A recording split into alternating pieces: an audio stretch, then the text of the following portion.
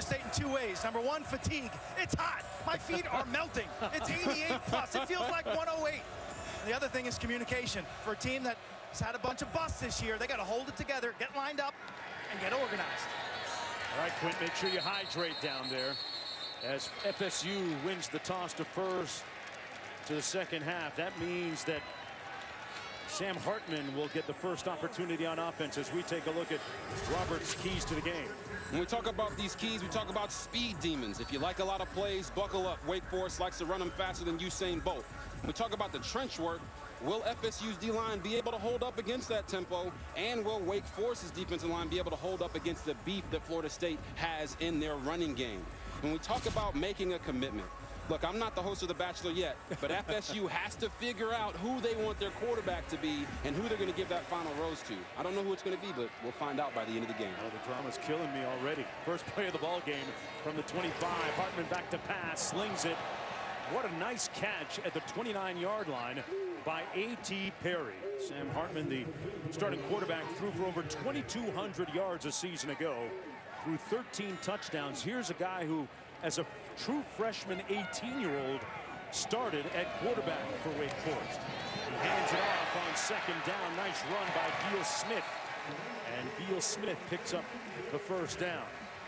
Dave Clawson, their head coach, in his 8th season on the sidelines. We talked about his team wanting to go from good to great, and he might have his most talented team ever. Yes, without a doubt. He's also got one of his oldest teams ever. First down and 10 from the 36-yard line. And off again to Beal-Smith, weaving between the tackles, and picks up about 3 on the play. Mock Norvell in his second year on the sidelines. Meanwhile, at Florida State, 3-6 a season ago. The team a little bit more frustrated than depressed when he described the overall vibe of his squad in our meetings with him a little bit earlier. Second down and 7. Hartman pulls, fires, and picked off. Intercepted by Sidney Williams of Florida State, but there's a flag down on the play. Off the helmet of Brandon Chapman, the intended receiver. This is exactly what Florida State needed early. They needed something good to happen, so they're probably hoping that this flag's in against them, because Sidney Williams comes there and makes a great one-handed interception. See what this call is all about as you see the replay on the other side of your screen. There is no foul on the play. Rule no field, an interception, first down, Florida State. Well, the Seminoles with a fortuitous bounce in their favor to start the football game. As you can see right here, it looks like number 45 there might have got there. 46 got there. DJ Lundy might have been holding the receiver there a little bit early, Brandon Chapman, and that's what the refs probably were discussing there. But maybe they just called it incidental contact, and Florida State's probably the happiest people on the field right now because they didn't get that called back. Hartman had a streak last year where he threw almost 260 passes without an interception. Threw one there. Milton, Mackenzie Milton, one of the greatest stories, comeback stories in all of college football, the trigger man for Florida State. First and 10 from midfield. Gets rid of it quickly, and it's complete. Forward progress at the 44-yard line to Malik McClain, who was working against Kalen Carson, a gain of 6 on the play. Mackenzie Milton was out of football for about 3 years. He was injured November 23rd, 2018. Suffered a cataclysmic knee injury and an injury to his leg. Fumble, loose ball, and Wake Forest got it back. Carson pounced on it. And the Seminoles give the football right back. Jayshon Corbin fumbled it, and Kalen Carson corrals it. Just as we're talking about Florida State needing good things to happen for them early, they come back out after a turnover by Wake Forest, and they give it up. As you can see here, Jayshon Corbin's carrying the ball, and then there's just an empty hand comes in there when he wasn't even expecting it. His guy was blocking him, and that's why you always have to have 2 hands on the ball when you're running through traffic.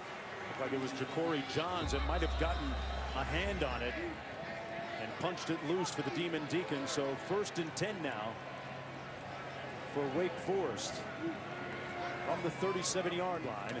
Out of the shotgun, Hartman hands it off to Beal-Smith, and he stopped up for a gain of about 2. Robert, going through traffic, how are you supposed to hang on to that pill? A lot of guys like to hold it like this. Sometimes guys hold it like this, but you want to have it claw right here so they can't pull it out. No, Okay. Not going anywhere. 2nd down and 9. A firm grip on the ball here from Beal-Smith, who picks up the 1st down. Into Seminole territory of the 49, a 13-yard gain on the play. Florida State's defensive line, Robert, you and I talked about it. You said that was going to be one of the key matchups of the football game. Hartman back to pass, taking a shot up top, has a man! Touchdown, he cribbed it! A.T. Perry!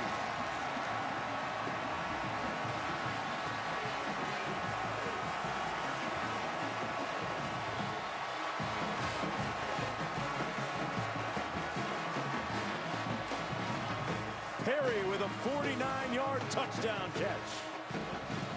Sam Hartman comes out, wheeling and dealing after he made a mistake. What a response by him. But when you're Florida State and you need good things to happen, man, that is not what you wanted right there. You come out, you turn the ball over after getting a turnover, and then you get beat deep again, a la Jacksonville State.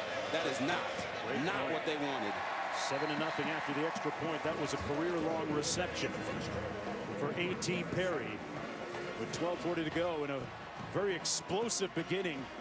A.T. Perry with the catch. The A.T. stands for always on time. Back after this.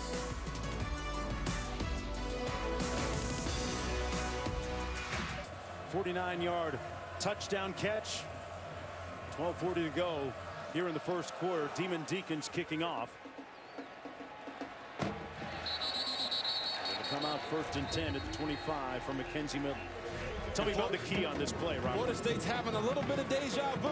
Wake Forest goes with a trips left formation. They get pressed to the boundary, and they throw the goal ball over the top of the corner, Jareen Jones, which is very similar to the exact play that Jacksonville State ran to win the game on the last play of the game last week.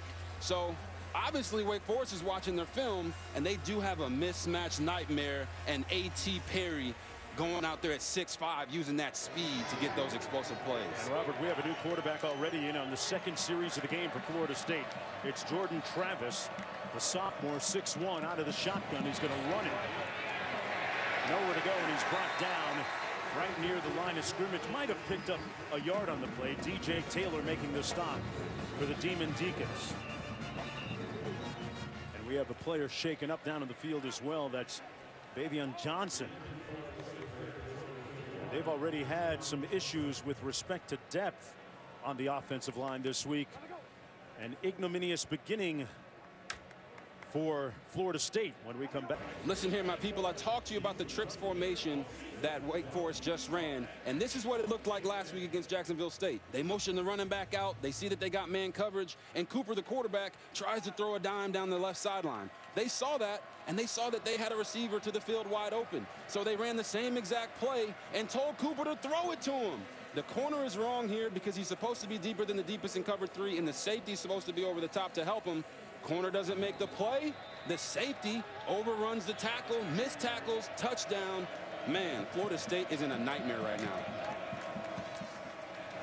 Travis in the ball game, breaks one tackle and lunges forward to about the 27-yard line. DJ Taylor making the tackle. It'll be 3rd down coming up for the Seminoles on this, their 2nd series of the football game. Mackenzie Milton played the 1st series at quarterback. There he is on the sidelines. But after that fumble, they came out, and it's 3rd down. On 3rd downs, they want to use the field combinations with their stacks and bunches. So right now they got trips to the right to see if they go and attack that here. Travis with nowhere to go, and he's sacked back at the 24-yard line. And Wake Forest's defense will get off the field. Travion Red was the first guy to get there. It's going to be a loss of 3. With Wake Forest's defense, Kenny Dillingham talked to us about how they want to double the single receiver. But right here, Jordan Travis goes to the field. Wake Forest's defensive line collapses the pocket. And what Wake Forest does so well is they have these add-on backers that come in whenever they blitz, and they always bring more than the offense can block, forcing the quarterback to make quick decisions. Jordan Travis is going to have to process a little bit faster so he's not getting sacked in the backfield. Australian punter Alex Mastromano as it comes down inside the 40. 37-yard punt for him. And Ozzie Rules, former player, actually punts it with both feet. And there's a look at Dave Clawson, the head coach of Wake Forest in his 8th season, former head coach at Fordham, Richmond, has other stops in between those respective spots, including Tennessee, and now here at Wake Forest in his 8th year. Talks about the number of super seniors he has on his roster, Robert. 9 of them in all. They're expected to be a big part of the formula that's helped them become successful to make it to 5 consecutive bowls. Justice Ellison now in the backfield on 1st and 10. And he takes the handoff.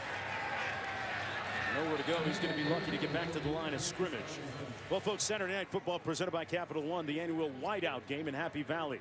Number 22 Auburn taking on 10 Penn State in the 3rd ever meeting between these two schools. 7:30 Eastern, 4:30 Pacific on ABC, the ESPN App One Tap.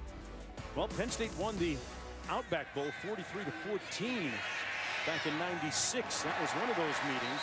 And Auburn won 13-9 in 2003. Perry with another catch there to move the sticks. You talk about the whiteout game, it must be like, it's going to be white on rice out there, man. Ooh, I like that. 15-yard gain. What a fantastic atmosphere. It was great to see game day out there earlier this morning, too. Another carry for Justice Ellison from Ashton, Virginia. Gainer making the tackle on the play. Talked about Dave Clawson, his squad defeating Old Dominion and then Norfolk State, but so far up to the challenge of playing an FBS squad here, a Power 5 team in Florida State. That pass behind Perry as he targets him again. I want my people at home to watch these long meshes that Wake Forest has. It puts the defense in a really peculiar situation, forcing them to keep their eyes on their luggage, as in the corner needs to cover A.T. Perry for a longer period of time.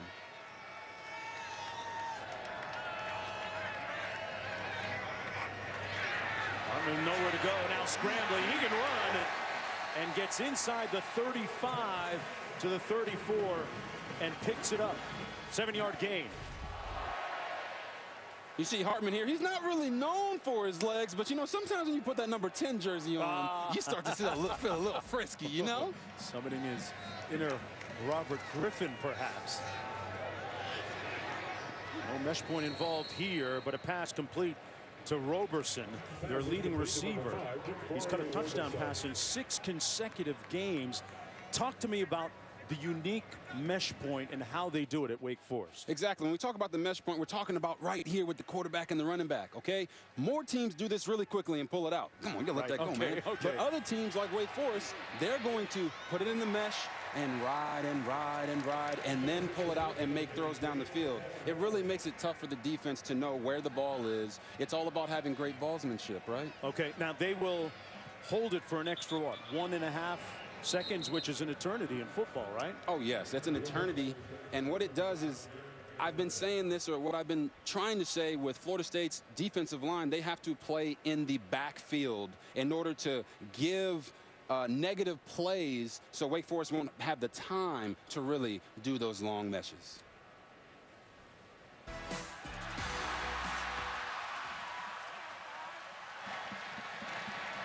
Roberson with the catch and the fumble. Loose ball, and the Seminoles get it back. What a wild sequence as Roberson had the first down after the reception, and Wake Forest turns it over for the 2nd time today, although they do add the lead 7-0. One more look at this play. Roberson, the top receiver for the Demon Deacons, had the ball stripped out and ripped out by number 10, Jamie Robinson of the Seminoles in the secondary. So The Seminole secondary atoning on that play, and they get the football back. Mark Jones alongside Robert Griffin III, Quint Kesenick down in the field. Florida State trailing 7-0. Mackenzie Milton back in for just the second time in this ball game, and he hands it off into the boundary. It's Treshawn Ward. Milton went to the bench for the second series of this football game, giving way to Jordan Travis. And Travis back on the sidelines as Florida State comes in 0-2 after a disheartening and disconcerting loss last week at home against Jacksonville State. 2nd down and 1. Deacons had the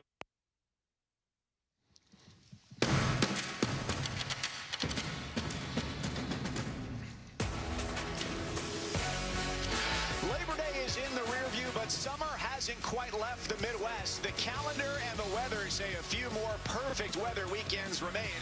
Add in football for a perfect recipe in Toledo, as this port city is the stage for a Saturday afternoon showdown. The Colorado State Rams from the Mountain West and the Toledo Rockets from the Mid-American Conference. So glad to have you with us, Mike Cousins and Dustin Fox, for this afternoon showdown. And we're going to see one of the best tight ends in the country, bar none. That's for Colorado State, Trey McBride.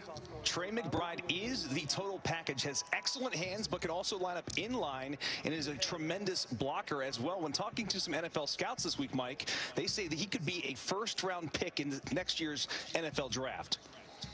So Toledo will try and handle him while they unleash a terror of their own on offense. That's their running back, Bryant Koback.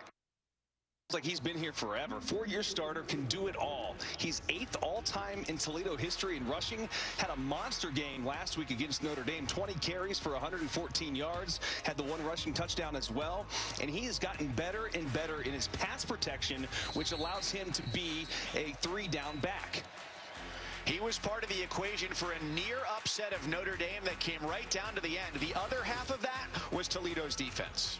They were opportunistic. 3 turnovers, 5 quarterback hurries. They were all over the Notre Dame quarterback cone. 6 sacks, 11 tackles for loss. Are you kidding me? On the road against Notre Dame, that was a tremendous effort from their defense. Colorado State comes here and riding Miss Daisy. Just let it go a little bit longer. Okay. So they put pressure on the defense.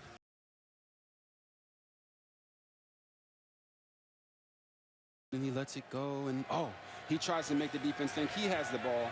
And then on other plays, he will pull it out and make throws, because he's an RPO quarterback that is looking to throw, not run. This time he gives it to his tailback, who patiently waits for the hole, Beal-Smith. The ACC's leading returning rusher in yards per game this year, brought down by Travis J. Gain of about 6 yards on the play. 2nd down and 4. This team will go very quick. Hands it off again. Nowhere to go this time for Beal-Smith. He's going to be stopped up by Amari Gaynor. The Tallahassee, Florida, sets up a 3rd down and long coming up for Wake Forest. Florida State's defensive line, Keir Thomas right there setting the edge, doing an awesome job of playing in the backfield. Whenever you play against tempo, you have to make plays behind the line of scrimmage to slow them down. Hartman up top, nobody home, incomplete at the 28-yard line. It'll be 4th and long.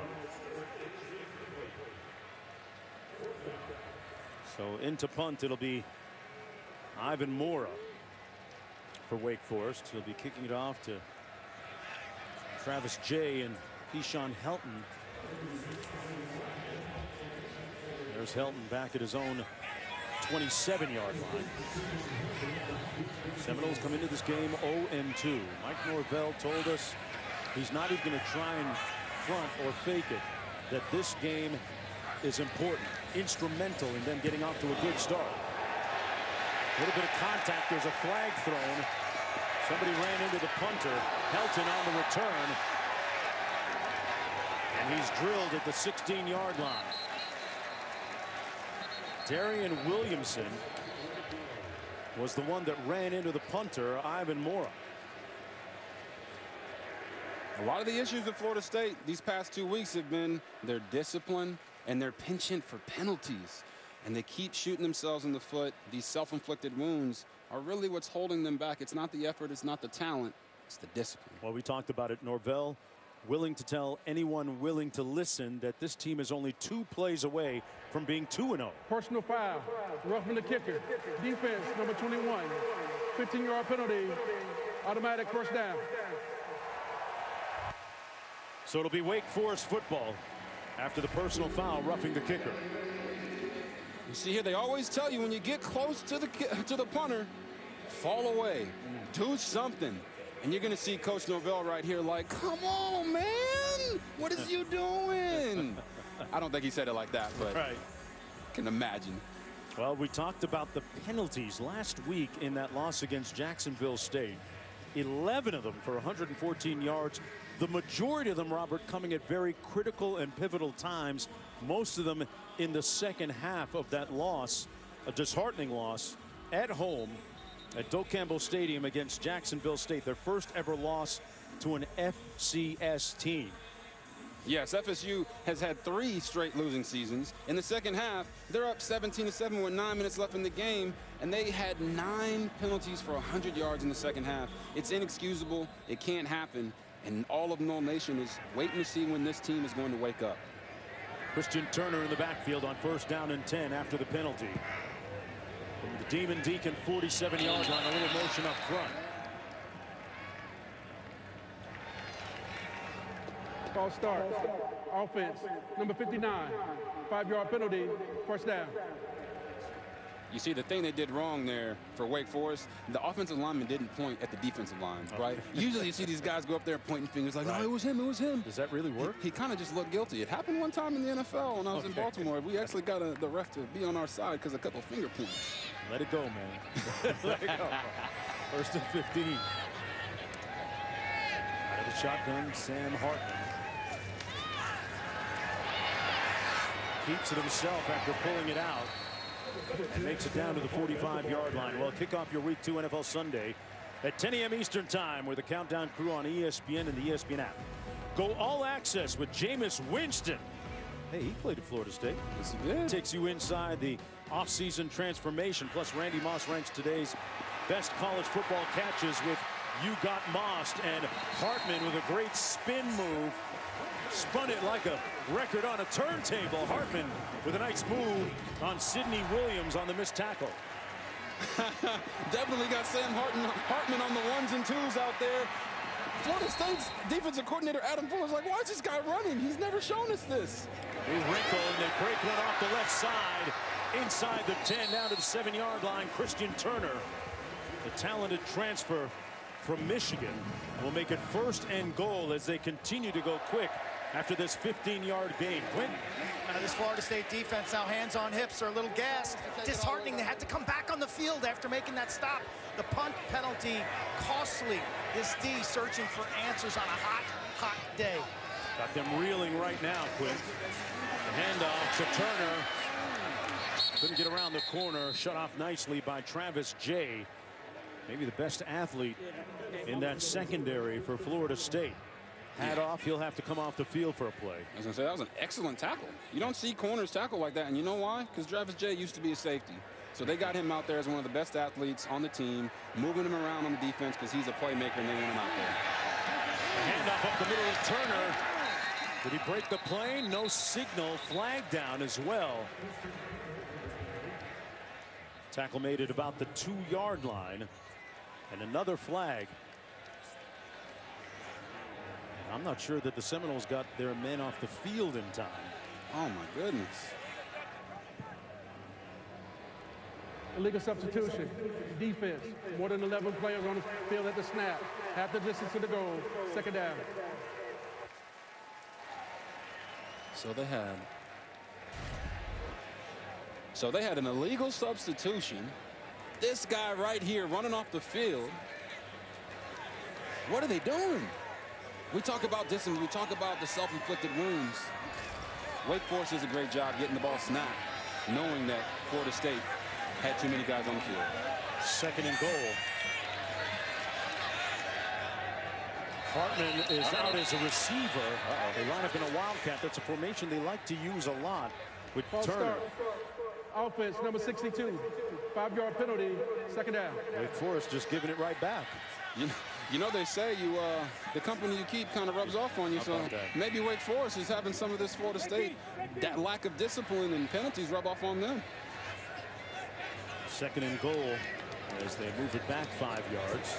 They like to line up in the wildcat formation with their tailbacks Beal-Smith and Christian Turner. This time they go conventional with Hartman, Beal-Smith to his left. Beal-Smith takes his time, good patience, and it pays off. Touchdown!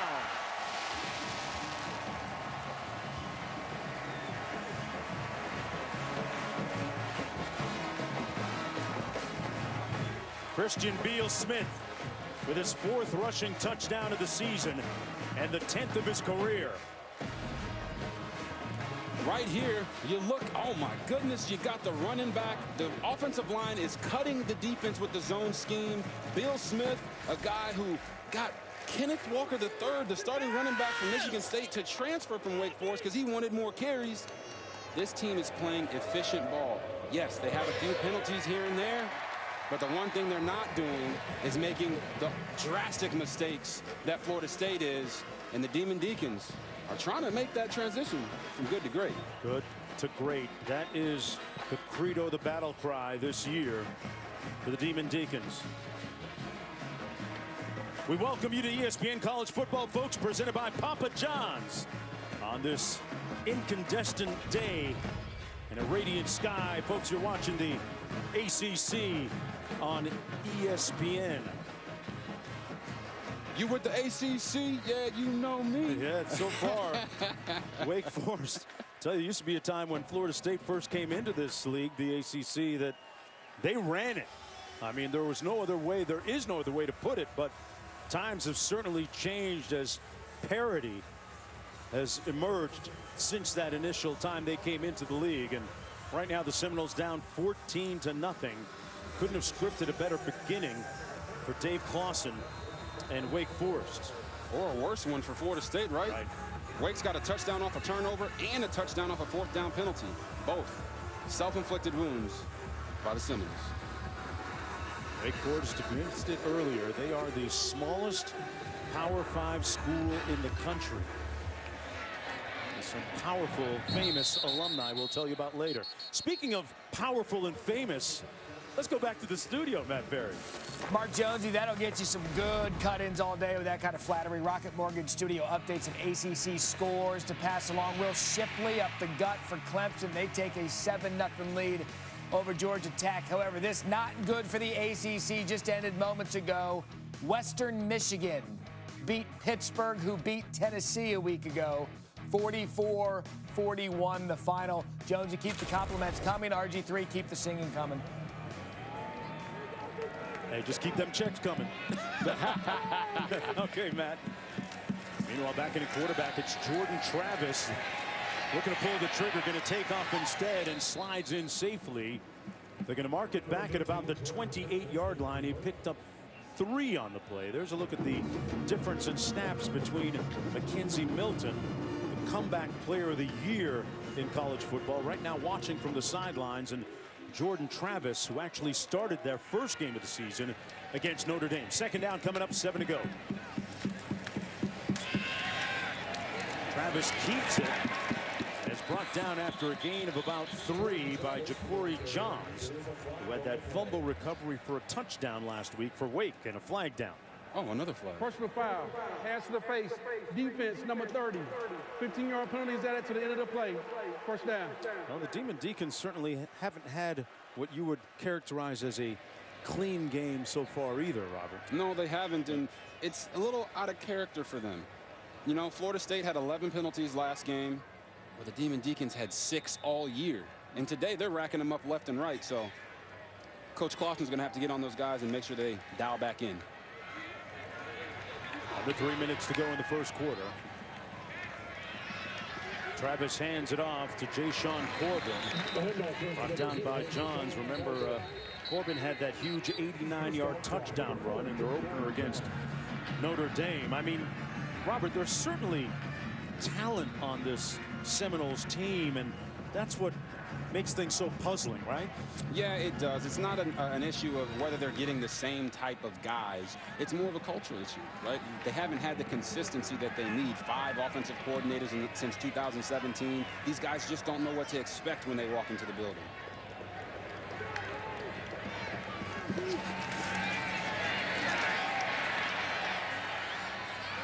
Travis fires complete to the sideline. Darion Williamson out of Brownsville, Tennessee. It's been a carousel of coaches that have come through the doors, offensive coordinators going back to 2014. Coach Dawsey, then Sanders, Bell, Art Briles, a guy that Kendall Biles, pardon me, a guy that you're familiar with, Robert, and Coach Dillingham in the present right now, their 5th offensive coordinator. Between the tackles, Corbin with a nice run, getting a nice push from an offensive lineman. What does that do when you have that kind of turnover at that coaching spot? Like I was saying, it's just consistency. It's not that any of those one coaches is not a good coach. It's that they all have different philosophies. So as a quarterback, when I come in, and I've had 5 different coordinators in the last 3 or 4 years, I don't know what our system's going to be. I don't know how that coach is going to see the game. So then I cannot grow and develop as a player, and development has been a big issue at Florida State. Ward in the ball game, takes the handoff, finds a seam, stays on his feet. A flag down, and he goes down inside the 20-yard line. Zion Keith finally bringing him to the turf. But he rode him for a while to pick up 22. Personal foul, face mask, defense, number 28. Half the distance to the goal from the end of the play. First down. The foul is going to go against Keith, who made the tackle. There have been 2 15-yard penalties on this drive by Wake Forest. Yeah, you know, they say misery loves company right now. Wake Forest is racking up the penalties, and I don't really blame Zion Keith right here. He's like, man, this dude's taking me for a ride, man. I got to get him down somehow. Treshaun Ward, keep him trucking, brother. First and goal. And a screen pass complete to Ward. Finds the end zone. Touchdown, Seminoles. And a big-time answer by Jordan Travis at quarterback, with the aid of a couple of important penalties to get their first score of the game. And the crew that has traveled up from Tallahassee happy about that result on that sequence. Go ahead, Noel Nation, stand up and get excited. Jordan Travis and Treshaun Ward get in the end zone. Finally, something good has happened for Florida State in this ball game, and maybe, just maybe, they can chomp their way back to Tallahassee. It's a long game ahead. The extra point is good for Ward. That was his first touchdown catch. Former walk-on capping that drive. And for Travis, that was his 3rd touchdown pass of the season, the 10th of his career. So you brought up the Bachelor analogy, Robert. He might have a little bit of those roses leaning his way right now, right? I know it's early.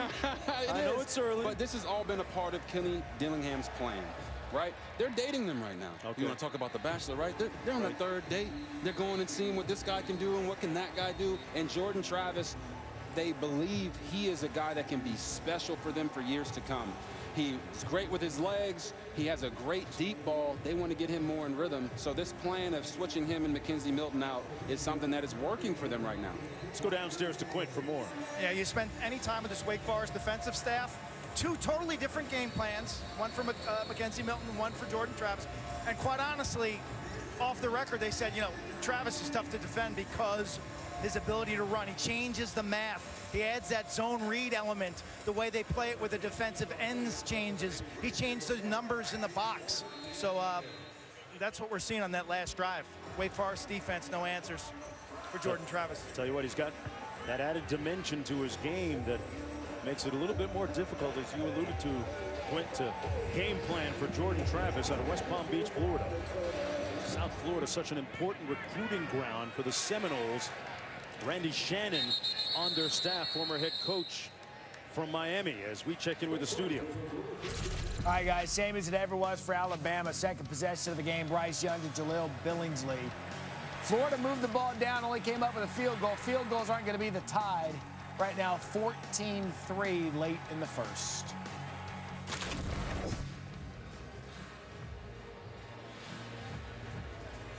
All right, back here, 55 seconds to go. And a good start to this ball game for that guy, Sam Hartman, who started as a true freshman at just 18 years old here at Wake Forest. Went through the adversity of an injury, and last year came back to lead his team to a record 36 points per game offensively. Pulls it out, fires, and it's complete for a gain of about 6 to Taylor Moore. 45 seconds to go. If you've listened to Mike Norvell talk about Wake Forest's team, he says they're one of the most experienced teams in all of college football. Well, really what he's trying to say is they're old, okay? Sam Hartman is a fourth-year sophomore. These guys have a couple 23, 24-year-old grown men out there playing football, and that experience has paid dividends for them. Turner on that last carry. And that's going to be the last play of the first 15 minutes of this football game. A wild beginning with 3 turnovers in the first period alone. Well, class of 2020. Hartman fires a strike over the middle, complete to Williams for a first down. Class of 2020, welcome to the world of rent and mortgage payments. You know, hey, you know, we saw these hats get thrown up. Yeah. How do you think they find these afterwards? I was going to ask you, because I never went to my graduation ceremony. I had a game. I think you just pick one up and say, really? Yep, this is it. This is the one. There you go. Turner with the run, the transfer from Michigan. Dotson making the tackle on the play for Florida State. Do you think Florida State's calmed down a little bit here, you know, after the rough start to the football game? One thing for sure is that this Wake Forest offense with this carry now by Turner again is always going to keep that defense on its heels at a pace of about 90 plays per game. You've got to keep your head on a swivel. Jackson making the tackle on the play. Second down and 6. When you talk about those 90 plays a game, it's the blessing and the curse of the up-tempo offense. They go 3 and out, they're off the field fast. Their defense is back out there, which is why a lot of times the defenses for these up-tempo teams aren't very good. Hartman wide open over the middle, caught by Perry. He already has a touchdown catch. This one down to the 31.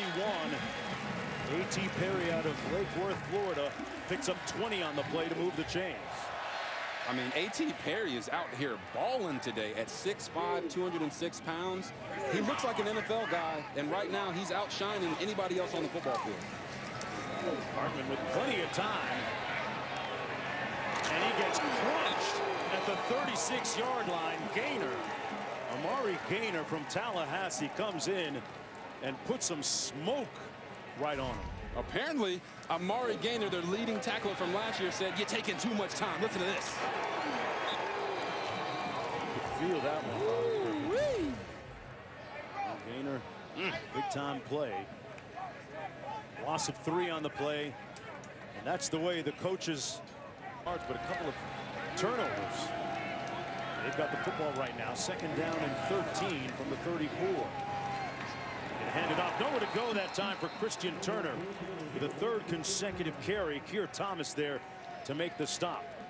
Keir Thomas, the guy from Miami, Florida, Miami Central High School, one of the leaders of that Seminoles defense that really holds the guys on that side of the football to a higher standard. Loss of 1. Hartman on the out pattern, complete to Morin, and another flag thrown. Jerrion Jones there on the coverage on a gain of 7 by Morin. Yeah, I mean, if this flag is against Florida State, come on, guys. After the play, personal foul, unnecessary roughness, defense, number 7. After distance to the goal, first down. Oh, man. I don't know. That's against Jerrion Jones. It looks like number 7, Jerrion Jones, after the play, throws the guy down on the ground. Oh, don't be over there trying to say like what's going on, man. He tried to take it out on him because he got beat on that touchdown by A.T. Perry early in the game. Moves the ball down to the 14-yard line. Adam Fuller, the defensive coordinator for Mike Norvell, said that we're going to see a lot of guys back there in coverage. First down and 10 from the 14. Deacon's going to run it again. This is Beal-Smith. And a couple of touchdowns in their opener against Old Dominion University. Brought down by Jermaine Johnson. Penalties will continue to be one of the prevailing storylines for the Seminoles over the last 2 games. 14 for over 140 yards. And I can understand why Coach Norvell feels so strongly about these penalties, because usually teams who commit a lot of penalties aren't well coached. So it's a bad reflection on him and his staff. 11th play of the drive. Over the left side, Beal-Smith. Brought down just shy of the 6-yard line. A gain of 4 on the play. And they're still going quick and make a couple of substitutions on the offensive line. Florida State will do the same. Helmet came off of Tom, the starting left tackle. I can tell you now, though, these penalties that Florida State are having, I believe they're more so out of frustration. They have such a great tradition. They're expected to win. They have all of No Nation bearing down upon them with that pressure, and I think that has more to do with it than the coaching staff. Little bunch formation to the right. And what do you know, a little bit of linen on the field. False start. Offense, number 79. That's 5-yard penalty, 5th 3rd down. penalty. 5th penalty against Wake Forest to 3 penalties for Florida State. Yeah, like I said, misery must love company, because they had 6 penalties all year, and today they are just committing fouls left and right. They've still got the lead right now, but because of these penalties, they're keeping Florida State in the game. 3rd and 7 coming up. What do you like here for Wake Forest real quick, Robert? I like the one-on-one matchup they have right now at the top of your screen. See if they go there. Hartman going through his progression, fires, touchdown Demon Deacons. Donald Stewart with a catch.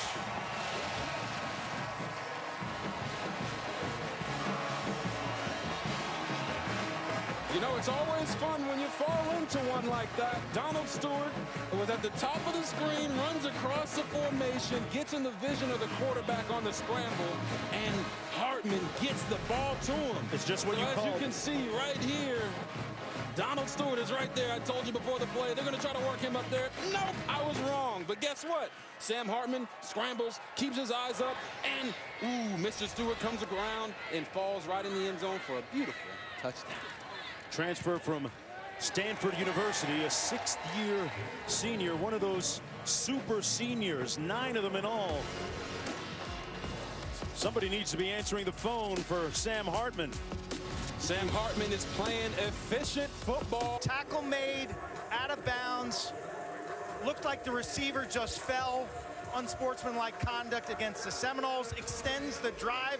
That penalty was worth 4 points. Great point, Quint. And it's interesting in watching that for now the 3rd time, Robert. I didn't think it was a personal foul. Yeah. It did not look like he actually threw him to the turf. No, it definitely looked like the receiver went to acting one-on-one while he was here at Wake Forest, and a little bit of a flop. There's the kick return by Corey Wren. Coming right up the middle out to the 32-yard line. And another flag down on the play.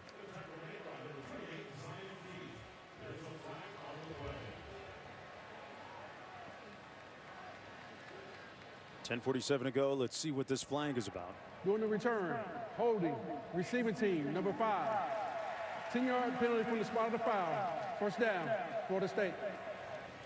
Truist Field, unique in a couple of ways here, folks. When you look at the margin on the sidelines, these are very tight sidelines.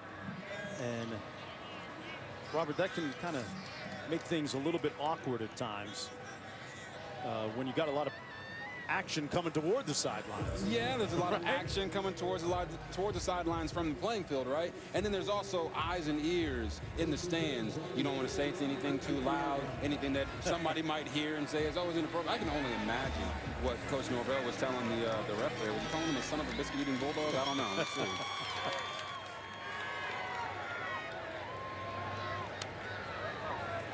From the 15, a little toss into the boundary. Corbin, pardon me, Toafili, his first touch of the football game, brought down by Taylor on the play. Look at the backdrop there. Deacon Hill, a place where local residents can come and enjoy a great Saturday afternoon of college football here. For Wake Forest and its opponent. I'll tell you what, I'll give myself a blanket right now and go there with my favorite cold soda. I can call it. If they let me call it from there, Robert, I'd give it a shot. If Kim Belton and Anthony DeMarco, our producer and director, say it's okay, I'm in it. Yeah, Deacon Hill is just a really cool backdrop, right? I remember playing here when I was a sophomore in college. Ooh. We won that game. They didn't like us, but hey, it was really cool to see the fans and the locals come out and just enjoy a game with their family. Tell you what, that's one of the unique scenes that you only witness in college football. 3rd down and 8. College football is back, folks. Travis out of the backfield. Great open field tackle defensively by Gavin Holmes on the tailback, Jayshawn Corbin. And it'll be 4th down, 3 and out for Florida State. Just a easy routine tackle here by Gavin Holmes, but guess what? Corners usually are not known for making those types of plays, but he shot his gun like they always say. Whenever you're in the open field, shoot your gun. The receiver didn't know he was going to be there. The quarterback probably should have went somewhere else with the ball, but man, oh man, Gavin Holmes making a solid play there. Jordan Travis has been the guy since the opening series of the ball game, and now into punt, Alex Mastromano. With an Australian Kicking Institute, former Aussie rules football player, had a 45-yard punt with his left foot, his off foot, his weak foot last week. And a nice punt return by Taylor Morin. Now for today's Aflac trivia question. Last season, Jordan Travis set the Florida State single-season record for rush yards by a quarterback with 559. Robert, if you need to get this question. Hey, now. This is right in your wheelhouse, bro. Come on now. Whose record did he break? I'm going to go out on a limb, and I'm going to say it was Charlie Ward. Okay. You and Charlie both got that Heisman thing going. I know. So. He's my Heisman brother. It's a fraternity. Yeah. You know, we're really close. You got his stats on a laminated card in your back pocket. I know the truth on that. Hey, man, Charlie Ward did it like we all wanted to do it, right? He won the Heisman, and then he went and played in the NBA. How about that? One of the best athletes I've ever seen in any sport. My former neighbor in Stamford, Connecticut. You had to really lean in to listen to Charlie. Soft-spoken, but his game spoke volumes. 1st and 10. Hartman taking a shot wide open. Roberson brought down. A touchdown-saving tackle made by Green on the play, but there's a flag as well. And this might come back. Pass interference. Offense, number 2. 15-yard penalty. 1st down. That's going to go against Donald Stewart, who caught the last touchdown for Wake Forest on the previous sequence. As you can see here, they go through this long mesh, right? Get the defense to pull up. But right here, number 2 is already blocking. And you can't be blocking before the ball is thrown.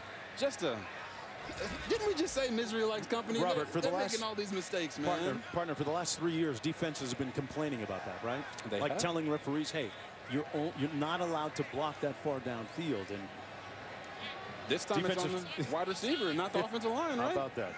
Most time receivers don't want to block. Ellison in the backfield.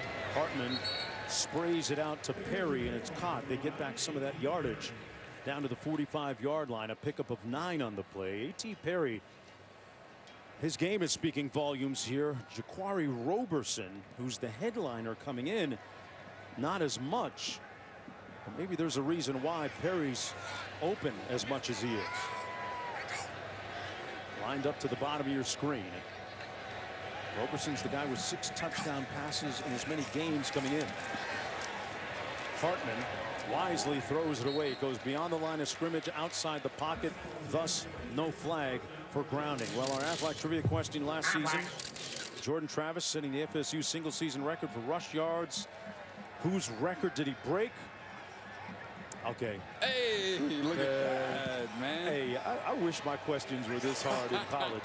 Hey, you were looking like Charlie Ward last night, shooting baskets up in the gym. You know, hey, the Kipton here in Winston-Salem. Hey, tip my hat to you guys. Incredible hotel. Hartman under pressure, and Florida State's going to get the sack here. and bring up a 4th down. McClendon and Johnson there to make the stop on Hartman. Yes, it might have been McClendon and Johnson, but Fabian Lovett, number 0, is the one who was pushing the pocket and made Sam Hartman have to move around. And when you look at that 0, you got these big fellas wearing these little numbers, right? These single-digit numbers, and they are stretching out the cloth on those bad boys now. Come on. Doesn't feel right to me. It doesn't feel right. Doesn't feel right. 4th down coming up. 7 minutes to go here in the first half. Florida State's defense with a nice stop that sequence. Ivan Mora punting from his 40, nose of the football down, thus an end-over-end punt. Fielded cleanly at about the 17-yard line by Keyshawn Helton. It'll be 1st down and 10 here at the home of Wake Forest University. An absolutely lustrous-looking day. Beautiful sky. Back after this. A little bit of a defensive struggle, but Irish get the touchdown, 17-6.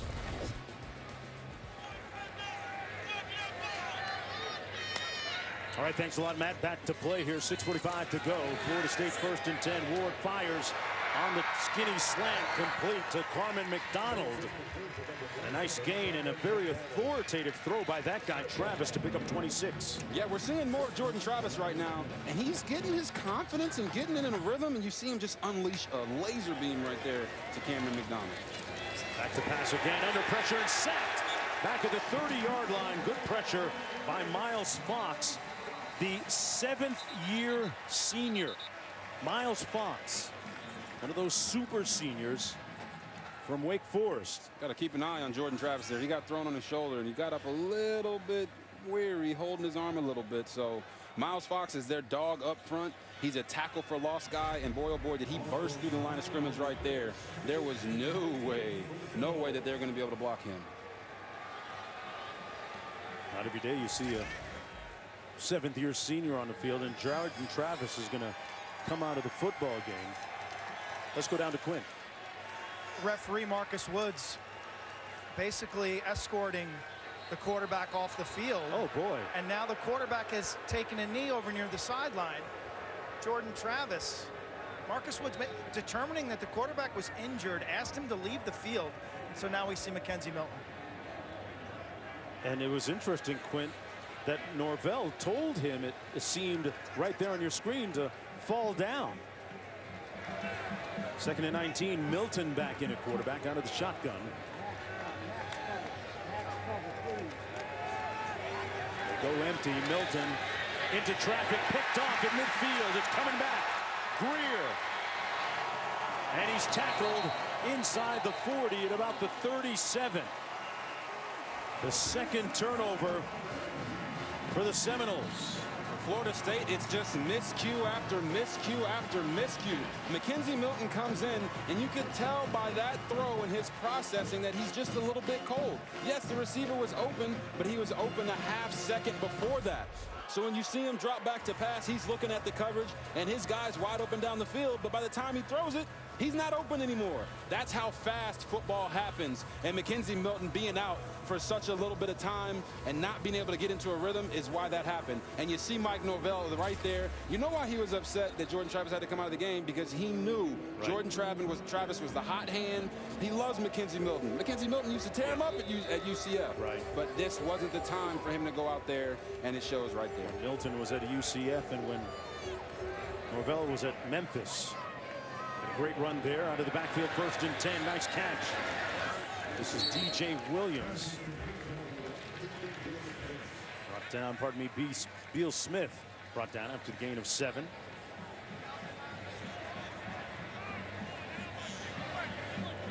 Approaching 5.5 minutes to go. And there's a look at the respective numbers on the 2 different quarterbacks that have taken snaps today. Hartman going to take off with it. There's a flag down back near the line of scrimmage. And now another one comes. Yeah, when you got this penalty here, but we're talking about Mackenzie Milton and Jordan Travis, and I'll get back to that right after this. Offense, number 85, 10-yard penalty, 2nd down. got the penalty there by Wake Forest, but you're talking about Mackenzie Milton and Jordan Travis. Jordan Travis is clearly playing better today. And Mackenzie Milton is a good player, and he has magic in his hands whenever he's in a rhythm. But right now, they notice that Jordan Travis is the one who needed to be the one getting the rose, right? He's the one that has had the better date. He's the one that they have more chemistry with right now, so they need to keep working with Jordan Travis, and that's why Mike Norvell was so upset that they forced his quarterback out of the game. Costly sequences. Wake Forest has the football at the 41-yard line, 2nd and 13.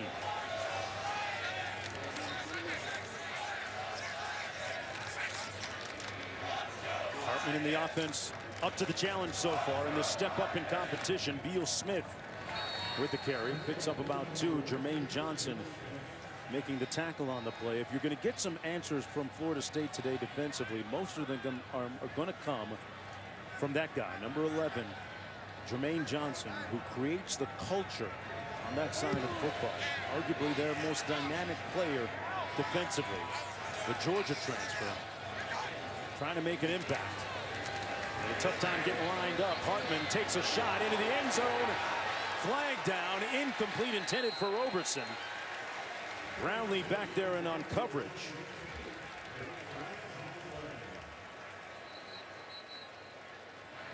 Jarvis Brownlee. You could make an argument this is offensive or defensive pass interference. There's a lot of grabbing and pulling and shugging up back there between Brownlee Jr. and Roberson. Holding, defense, number 3. 10-yard penalty, automatic, first down. It's right here, right at the top. There you go. They call that right there with Brownlee pulling through.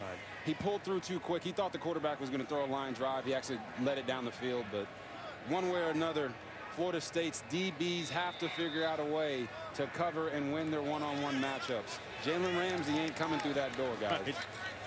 Brownlee, a talented player out of Carroll City High School in South Florida. Important and fertile recruiting ground for Florida State. Demon Deacon's going to run this one. Beal-Smith again. We talked about recruiting a little bit earlier. Randy Shannon is on that coaching staff for the Seminoles. He is a fantastic former head coach, worthy of being another head coach, and a very proficient recruiter as well, especially in talent-rich South Florida, Miami, and Broward County. Great tackle off the edge on cue. Jarvis Brownlee, Carroll City High School, folks, if you don't know, part of the storied Soul Bowl back in the days between Carroll City and Northwestern. They used to fill up the Orange Bowl down there. There's a look at Randy Shannon. He used to fill up the Orange Bowl.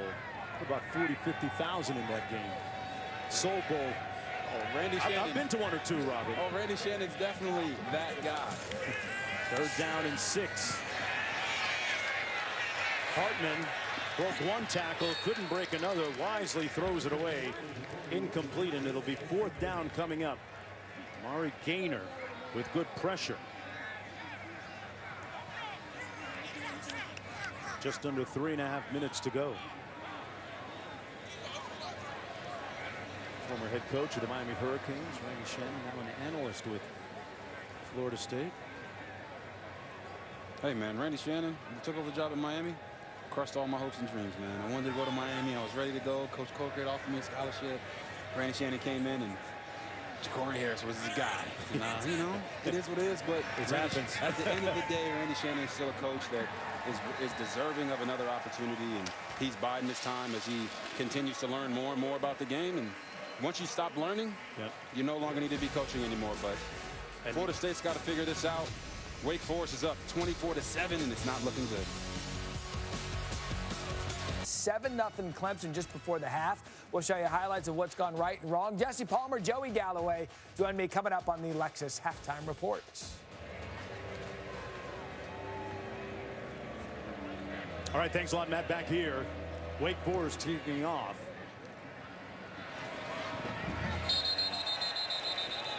What do you know? We got a flag to kick off. But here's a look at that last sequence. Kicking team. Ball be placed at the 35-yard line. Jordan Travis had to come out of the ball game. There's the tackle, seemingly injuring his shoulder, and then Mike Norvell, after the official told him to leave, tells his quarterback to get on the turf, saying now he's hurt. Quinn? Well, by rule, any of these officials can send a player off the field. There's a point of emphasis this season and all season is player safety. So by rule, if in doubt, that quarterback looked like his shoulder wasn't right, he's sent off for one play. Yeah, and I really just think it was Mike Norvell's frustration coming out there, bickering with the referee. He wanted to prove a point, and now Jordan Travis is back out there. 24-7. That's the deficit for Travis. Taking a shot, has a man at the 30, wide open. Room service, touchdown, Wilson. That's how you get it back. That's how you clap back, coach. Touchdown, Seminoles. Okay, we see you, Florida State. Make it interesting then. Ontario Wilson right here.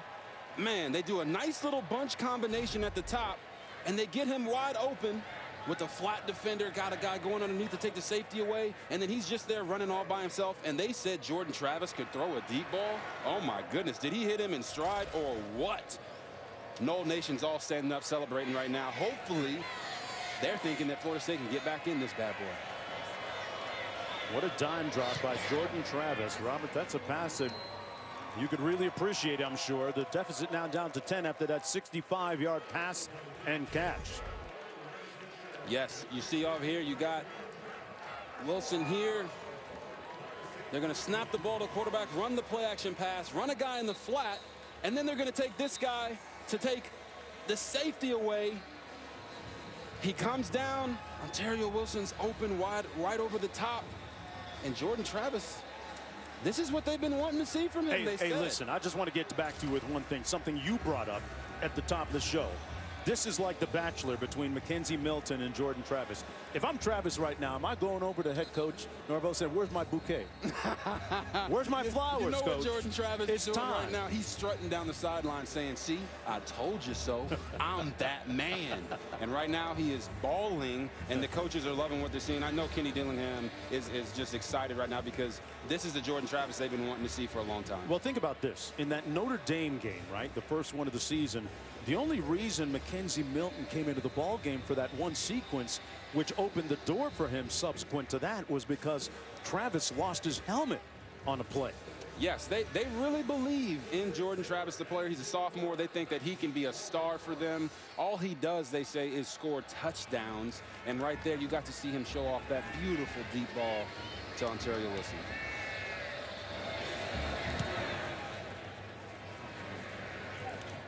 Fair catch called in the end zone. Florida State is telling anybody willing to listen that they're just 2 plays away, 2 end-of-the-game plays away from being 2-0 and not 0-2. That's one of them. They lose to Notre Dame in overtime after a frenetic and furious 19-point rally to send it into extra time. And then this was last week against Jacksonville State on the final play of the game. They lose. Those 2 plays have them sitting at 0-2. What I've said all along is with Florida State, it's never been a talent issue. They have the talent. It's about the culture, the discipline, not hurting themselves. And maybe they can figure it out as this game continues to go on. But the fact of the matter is they are 0-2. Justice Ellison with the carry that time with 3:10 to go in the first half. A prolonged first half after the numerous penalties so far in this football game. 2nd down and 7. There you go. There you go. Hartman to the short side of the field. Brandon Chapman, one of those super seniors, 6-year senior. There's 9 of them on the team. I'll tell you, it kind of reminds me of me when I graduated, Robert. It wasn't magna cum laude. It was thank you laude. Oh, it was thank you laude, huh? 3rd and 7. Take that C+ and run, man. You got your diploma, right? Hey, the paper. It's about the paper. Hey, man, that's all that matters, right?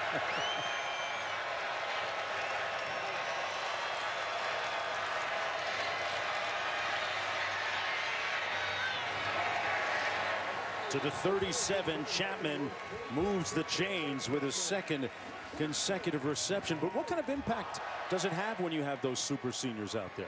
Yeah, like I said, these are grown men who have a lot of experience. They have set the tone for this program for years.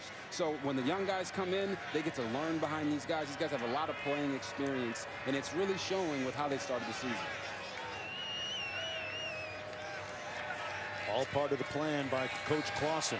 Hartman taking a shot up top. Got a man. It's caught at the 20. What a grab by Perry. Man, he's putting on together his own mixtape today. Got in behind Brownlee again. A.T. Perry and all 6'5" of them, right? Sam Hartman says, you know what, I think I got a mismatch over here. And A.T. Perry runs by him, goes up and tries to high point the ball. He is absolutely balling today, guys. Over 100 yards already, and we're still inside the first half. Wow. Got 45 on that chunk of real estate, down to the 19-yard line. Under a minute and a half to go. Less than 90 seconds, 1st and 10 for Wake Forest from the 19. Hartman hands it off. There's that prolonged mesh point, and the time they hang on to it. Ellison with a nice gain. Sets up 2nd down and about 3 to go. You know, we keep talking about this extended mesh point, and it's exactly what helped A.T. Perry get that one-on-one matchup down the field on the last play. They go with the prolonged mesh. The safety can't help the corner out at all. They throw the ball over the top, and that's really where Wake Forest has been getting a lot of their big plays, is in the play-action game. Perry split to the bottom of your screen. Run it again. Ellison picks up the 1st down, tackled by Lundy. Here's the previous play. All that mesh does is make the defense have to stay sound, right? The defensive line, Fabian Lovely talked about it, number 0. He talked about it all week. You have to play the run before you play the pass. So what does it do? It creates a stalemate at the line of scrimmage, and it allows Christian Beal-Smith, Justice Ellison, and Christian Turner to make those Le'Veon Bell type cuts, you know? Okay, like that analogy. Now let's take a look at this week's college football rankings, brought to you by Chick-fil-A. And Alabama, Florida.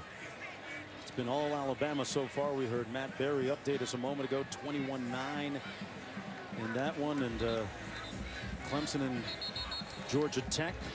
That one's 7-0, closer than we thought. What's the difference between Clemson and the rest as we take a look at Wake Forest in this division? Yeah, well, in the ACC, a lot of their top teams, their ranked teams, have losses except for Virginia Tech. So Clemson's only winning right now 7-0 against Georgia Tech. Is Wake Forest one of those teams that can creep in there and bridge that gap? We don't know. We'll see how they continue to play today. They talk about going from good to great. 1st and goal. Ellison again, this time brought down behind the line of scrimmage. Keir Thomas and Amari Gaynor there to make the stop. It'll be 2nd down and goal. Keir Thomas, another one of those guys from Miami on that Florida State roster. It's Miami Central High School, the Rockets. There's a look at the preseason poll. Thank you. Yeah, I mean, and look at the lack of respect for Wake Forest. Right now, they're fifth Robert Griffin. Right now, they're 2-0, and they're up 24-14 against the tradition and all of the accolades of Florida State. It's just disrespectful to them, but they can take that as a chip on their shoulder and continue to move forward and try to prove people wrong. Hey, we talked to Dave Clausen, the head coach. He said their philosophy is recruit, retain, and develop. He said that depth is sometimes an issue with them, but they redshirt 2/3 of their entire roster when they come in. What kind of impact does that have? I think it makes them older, right, of course. And what he talked about was they take the guy that's an inch short, a little light, and they grow and develop them to become great football players. And you see that right now. You got Roberson, A.T. Perry. These guys are playing really, really well. And Sam Hartman, as a 4th-year sophomore, is out there wheeling and dealing. 2nd and goal. Hartman rolls out, going to tuck it under himself, and is pushed out of bounds at about the 4-yard line. Sets up 3rd down and goal. Looking forward, what are your options here if you're Wake Forest offensively? They got to do what they've been doing. If you watch the tape of these guys, they love to run the ball into the end zone. And they've been efficient with that today. As you see, they've already got 24 points, and they're on pace to run about 120 plays. Hartman ran for a touchdown in the opening drive, 1st quarter last week. You sometimes see them go wildcat. This is not one of those occasions. They've run 51 plays already. This will be 52. Hartman pulls it incomplete. Nice play by Brownlee, who's been victimized numerous times. It was intended for Donald Stewart, but nice play by the second-year freshman corner. Yes, Jarvis Brownlee does a phenomenal job of breaking up that passer. As you said, he has been victimized. People have been going after him, and sometimes you just got to stand your ground and make a play, and that's what he did right there. And in comes the field goal unit now for Wake Forest. Nick Skiba, he's made his last 15 in a row. This one's going to come from 22, made one earlier from 42 yards out. And he drills this to make it 27-14 with 24 seconds to go here in the first half. Well, this season, folks, along with their contributions to universities' general scholarship funds, for every field goal and extra point made, Allstate will also be donating to the American Red Cross to help with disaster relief efforts. Thank you, Allstate. As we take a look at the bucolic landscape here in North Carolina, Winston-Salem, we see the beautiful mountains, the rugged shoulders of the landscape here, and the autumnal hues beginning to cascade across the land here. It's a beautiful time of the year, middle of September, Robert. Yeah.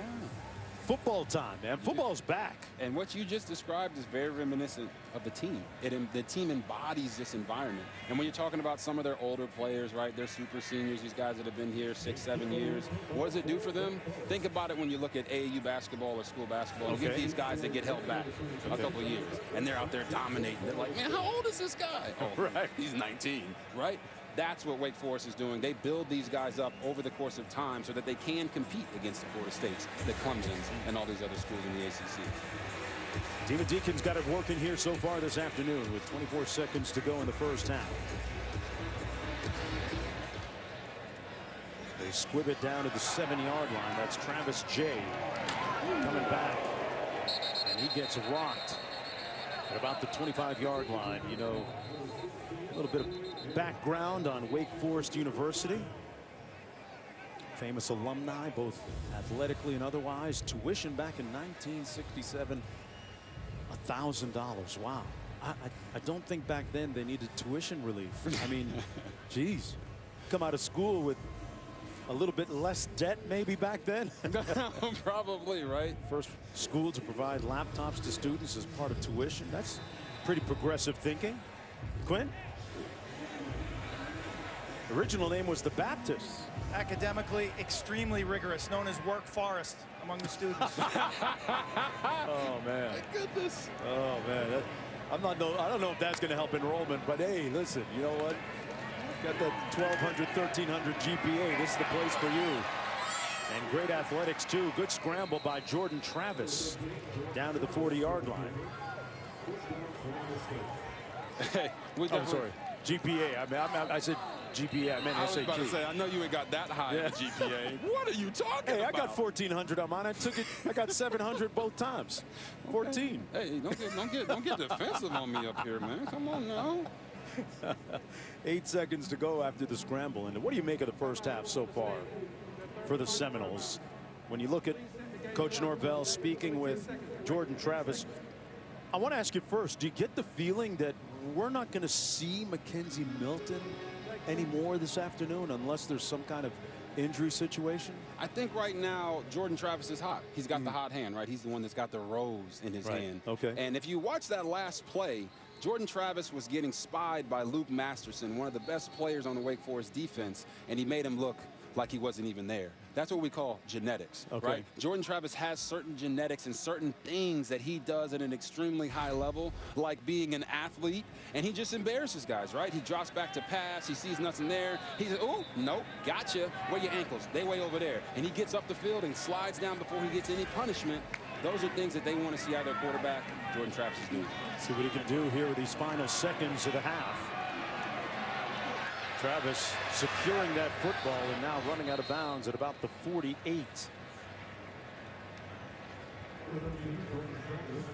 Well, I can tell you right now, in these 2-minute drills, they got 1 second left on the clock.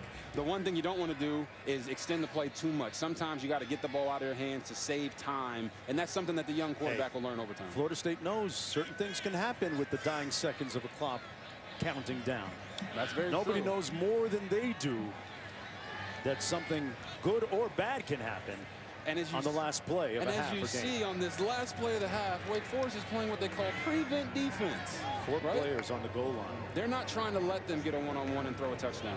Flag down. And Travis got drilled as he let go of the football. It's going to be picked off at the 5-yard line by Carson. And Travis took a big-time hit from Luke Masterton. Luke Masterson found his way to the quarterback. Hey, Luke remembered that play before. Yes, he He did. said, hey, man. Offense, more than 4 players in the backfield. That penalty's declined. The half is over. You absolutely hate that for the quarterback, right? From Sam Hartman. That it's really stepped up, Robert. When all the talk was about Roberson coming into the ball game, they've got a little bit more balance at wide receiver this year. Yeah, you can't just single in on one guy. A.T. Perry's having a career day, 6 catches for 141 yards, all career highs. Wow, at 6'5", this guy's a threat. As we take a look at our first half stats brought to you by PlayStation, we got a penalty down the field. Kick his team, number 36. The ball will be placed on the 35-yard line. First down. It'll be 1st and 10 from the 35 as we look at some of the cogent and pertinent numbers from that first 30 minutes of play. What do you see if you're Florida State? You zero in on those penalties, 5 of them. They had 11 last week in that loss against Jacksonville State.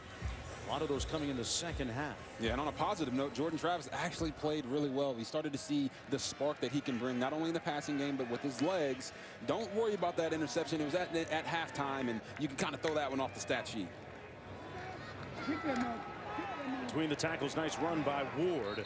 And Ward picks up about 8 yards on the play. Florida State coming in 0-2. The whole theme has been, hey, folks, no need to panic. We're only 2 last-second plays away from being 2-0 instead of 0-2. And Coach Norvell feels that they're close. He did not downplay the importance of this opener in ACC play against Wake Forest. Florida State coming in has won 7 of the last 8 against the Demon Deacons, and Ward picks up the first down. If you're Florida State, what do you want to establish here on this opening drive, Robert Griffin, of the 3rd quarter? They're doing it right now. They're running the ball. They're going to use Jordan Travis in the passing game with the play action and use his legs. And you see it in spurts, right? They have these moments of greatness, and then they have times where they go backwards. And that's what they have to cut out. They have to be more consistent. Travis, man, tried to hit Carson with a little bit of sauce in the open field, but Carson wasn't trying to try any.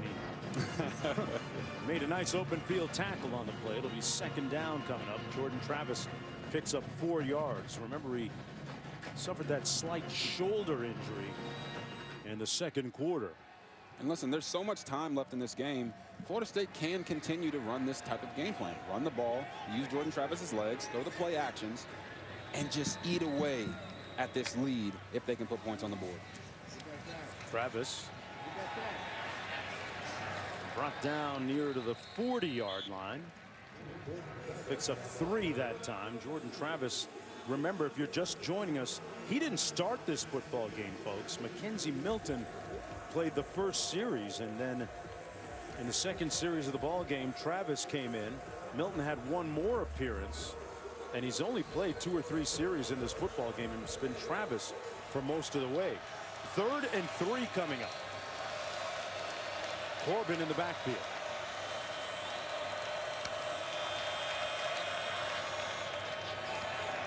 Travis is going to be sacked at midfield. Ja'Cory Johns got to him. And 4th down, and Travis looks like he's hurting a little bit, dragging that right shoulder. That's the same one that had the officials send him off the field earlier. Meanwhile, that's the Third sack of the football game for Wake Forest. Wake Forest has been scheming them up on third downs all day, and right there they brought Luke Masterson right up the middle, but it wasn't Luke that really got the pressure on him. It was Ja'Cory Johns, number 4, who won on the edge, and that's something that Wake Forest has really been looking out for from this guy, to be able to create and win one-on-one matchups. Mastromano going to punt from his own 36. Morin standing back at his own 10, calls for the fair catch. And that's where the Demon Deacons will start at their own 11-yard line. When we come back, 40-yard punt. Good luck, y'all boys. Keep it going, man. Keep it going.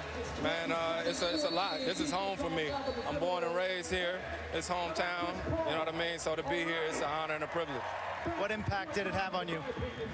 Huh? What impact has this place had on your life? Oh, a lot. I wouldn't be where I am without the things that I learned with my teammates, my coaches, my late coach Skip Prosser, who believed in me. You know what I mean? So this is sort of where I started to become a man.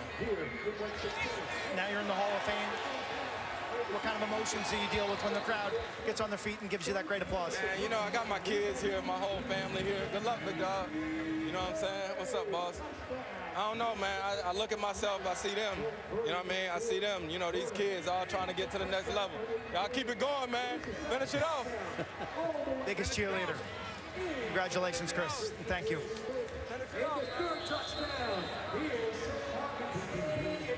Chris Paul really engaged. You love to see the involvement, the ties, the affinity he has for the current players on the football team, cheering them on. And man, you talk about a guy that means everything to this university. Born and raised here, as he's talked about, his dad Charles, his mom Robin, just fantastic people. Had a chance to see his run last year through the Western Conference in the NBA. The Phoenix Suns All-NBA this year.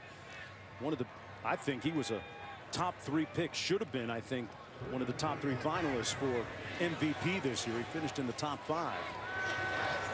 Third down and 3. Boy, what a shot by Hartman. Thread the needle to Morin. Ronnie Skinner also inducted into the Hall of Fame. 4-yard gain on the play. Saw Ish Smith there, former player here at Wake Forest University. They've had some guys, Robert, come through the doors here. Yes, they have. And as you see these guys, they're not just alumnus, right? Alumni. These guys are fans. Right. You saw Chris Paul there rooting the guys on, telling them to finish. And that's probably the biggest message they can get right now. For this coaching staff, don't start going slow. Continue to do what you've been doing. Defense, more than 11 on the field at the snap. 5-yard penalty, first down. You see another penalty there from Florida State. But for Wake Forest, they just got to keep doing what they've been doing.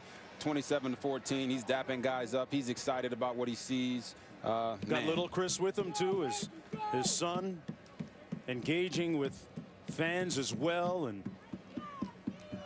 Chris Paul, a big sports fan. Hey, we were bowling last night at our hotel.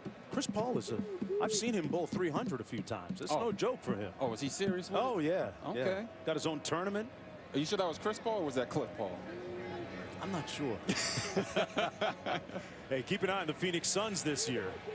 Remember, ABC is the home of the NBA Finals exclusively.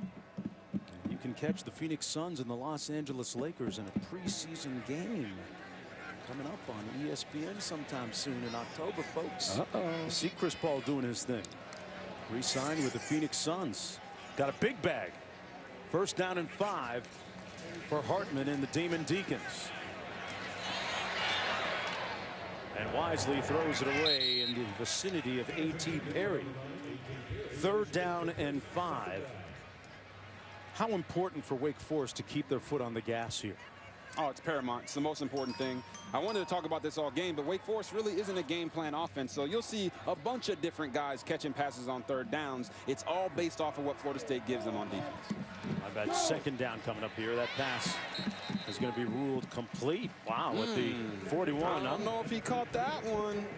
Taylor Morin did a good job making the ref think he caught it, but it looked like it hit the ground. Well, they're not going to review this. 6-yard gain on the play. First down from the 41. Hartman with a clean pocket. Going to run it. And good tackle that time from Kalen DeLoach. who missed the first half because of a targeting penalty the previous game. And we see, did he make the catch? I mean, from that angle, you can't tell. His body's in front of the ball, but maybe that's the angle they were looking at upstairs. Hartman, boy, in a tight window, completes it again at the 29-yard line. Working against Jones, catch by Mooring. At the end of the day, it doesn't matter whether he caught that last one or not, right? Yeah. He caught that one, and the ball, they're still moving the ball down the field. Good job, Wake Forest. 10-yard pickup. Hartman, two hands on the football, brought down right near the 25-yard line by Sidney Williams, picks up 4. How surprised are you we haven't seen a lot of catches by Roberson today? I'm very surprised. Last year, he finished the season with 4 straight 100-yard games, and he was really the star coming into this one. But A.T. Perry has come up and played big today, and it seems like now teams are going to have to focus on both of these guys out wide. Ellison with the run picks up another first down, picks up 7 on the gain. They move the chains again. And we have a player from Florida State shaken up. That's going to be Fabian Lovett. Being attended to by the athletic trainers. Back with more on the other side of this. Right now, officials reviewing whether we've got a targeting call on that previous tackle against Florida State. During the break, Lovett able to come off the field under his own power. One more look at what they're reviewing. There it is. Yeah, it looks hit like by Sidney Williams. Exactly. Looks like number 23, Sidney Williams. He launches, lowers his head, hits him in the head and neck area. And I mean, it does kind of look like he's checked all the boxes there. It's one of those plays where in full speed you don't really see it, but when they slow it down upstairs and they can review it, they get some of these calls. And I know the defenders have to be upset about some of these targeting calls because they feel like they're just playing football, right? But I think they're really putting an emphasis on it to try to save guys from those catastrophic injuries that we've seen over the years.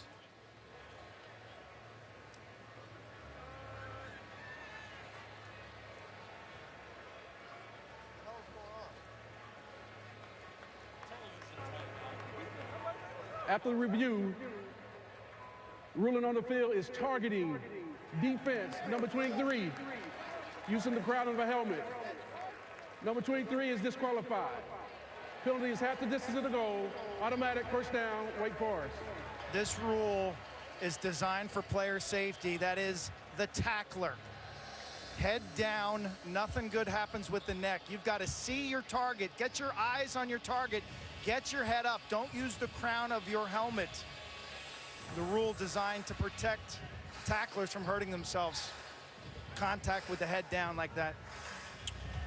Good rule and good call. Yeah, you know, guys, I understand the rule and I understand the call, but these guys have been learning how to play football like this for generations, right? And so if we want to continue to implement these rules, we have to start them at the younger ages so that they don't have this in them.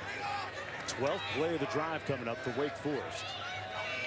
First and goal from the 9. Hartman into the end zone. Caught and then dropped. Incomplete for Roberson. We were just alluding to the fact that he's been conspicuous by his silence so far. Jamie Robinson back there defending on the play. Yeah, I mean, right here, Jamie Robinson does a phenomenal job of just playing the hands, right? We always talk about it. Finish the plays. Number 10 there comes up big for Florida State, keeping them in this game because a touchdown here can really hurt them. Second and goal coming up. Buried to the bottom of your screen. They're going to run it. It's Ellison close to the goal line, but just short. The third down and goal coming up. Man, Justice Ellison right there looked like he really had a nose for the end zone. Wake Forest is trying to push this game even further out of reach, while Florida State needs a big time stop here on 3rd and goal to keep their hopes of winning this game alive. Look at that, 407 yards of total offense.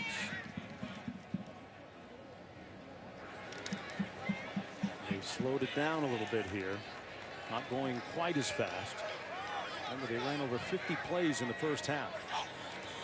On 3rd and goal, touchdown, Demon Deacons, Justice Ellison.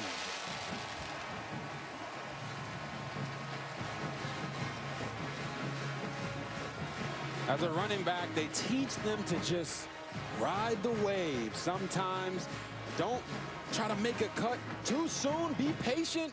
Justice Ellison did that right there on the 1-yard line and just followed his big-bodied guys in front of him right into the end zone.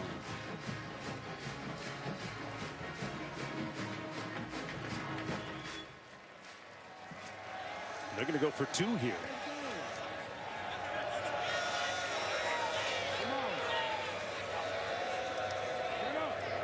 Hartman going to take off. Takes out a do-it-yourself kit. Lost the ball, but he broke the plane first. And he got it. Dialed up his own number. Sam Hartman, the runner.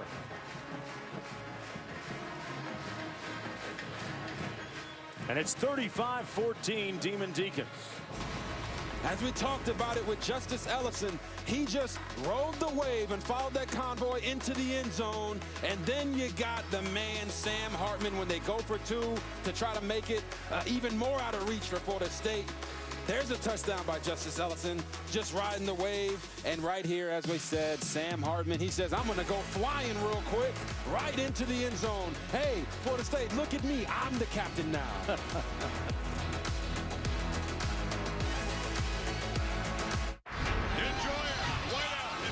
First and 10, just under 7 minutes to go here in the third quarter. The Seminoles down by 21 points at 0-2, coming off a loss against Jacksonville State at home. This is their first ACC game and a big mountain to climb right now.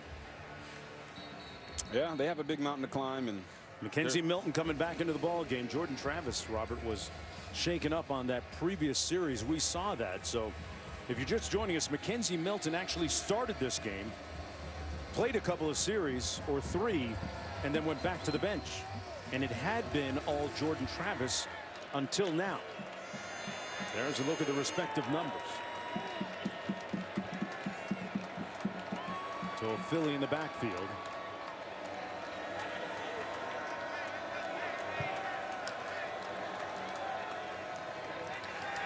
Milton over the middle, completes it. That's Wilson. Picks up a first down out around the 40-yard line. Got about 13 on the gain. Mackenzie Milton had 8 different surgical procedures to be able to save his knee and leg after that cataclysmic leg injury he suffered in November of 2018. So Philly again. Nice run after the catch inside the 40 to the 38-yard line. His surgeon, Milton's surgeon, actually said at one point to be able to just walk would be a slam dunk. That would be a huge win, but he has battled all the way back. You see the brace on his leg still. But that's a small inconvenience because he's actually able to play football right now. Here's what his surgeon said, Dr. Levy. I'm not saying it's impossible, but I'm not aware of anyone that's done it. Well, he has. And in the moments right after his injury on that football field, as they took him into the locker room, they couldn't find a pulse in his right leg. And at that point, you have precious moments, minutes, seconds to be able to find one or have the pulse come back so that you can save the leg. They were fortunately able to save it. And then after 3 procedures, Robert, the leg actually got infected. Subsequent to that, he had 5 more operations. What a long and arduous road back for Milton. Yeah, Mackenzie Milton is college football's Alex Smith story. And as you talk about the pulse in his leg and the fact that he almost had to get it amputated. Think about going from that and then over 1,000 days later stepping back on a college football field and just how good that must feel for him, his family, his loved ones. And he's been an inspirational story not only for the Seminoles but for all of college football. Yeah, big time. Facts. Ward in the backfield. 6:15 to go in the third quarter. Seminoles got to get to work. Milton gets rid of it quickly to the wrong guy almost. Almost interception for Kalen Carson. And here's why Mackenzie Milton is in the football game. Two very telling, significant hits. One right there on Jordan Travis. And this was the second one, Robert. Yeah, Wake Forest has been swarming all day, and Jordan Travis falling on that shoulder 2 times has put Mackenzie Milton back in the game. And defensive coordinator Lyle Hemphill talked about the fact that when those two guys are switching in and out, they have 2 completely different game plans because they have 2 different skill sets. Milton on the quick toss to the open side of the field.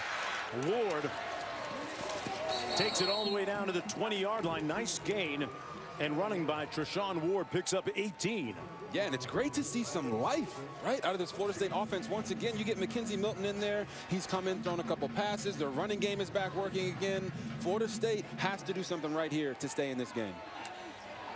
From the 19, Milton, they bring a little bit of pressure. Dumps it off to Ward. Great call. He found his man in the screen, and he makes it all the way down to the 12. A 7-yard gain. Mackenzie Milton's processing speed is at an elite level, in the words of his offensive coordinator, Kenny Dillingham.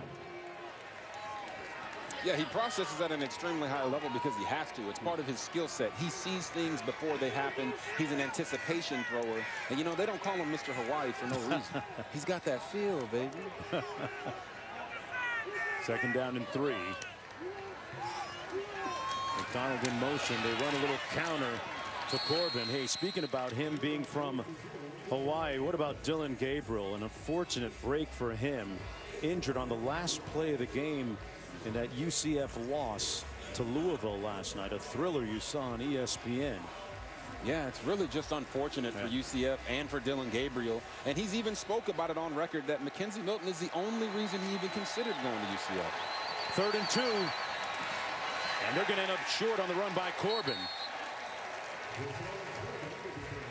4th and 2 coming up. Yeah, they're going for it. They got to go for it. They got to go for it. It's 35-14, 4 minutes left in the 3rd. They got to find a way to get this conversion, right? Their whole sideline needs this. Right now, they're on the edge of their seats right now. They're all standing up because they know how important this down is right here.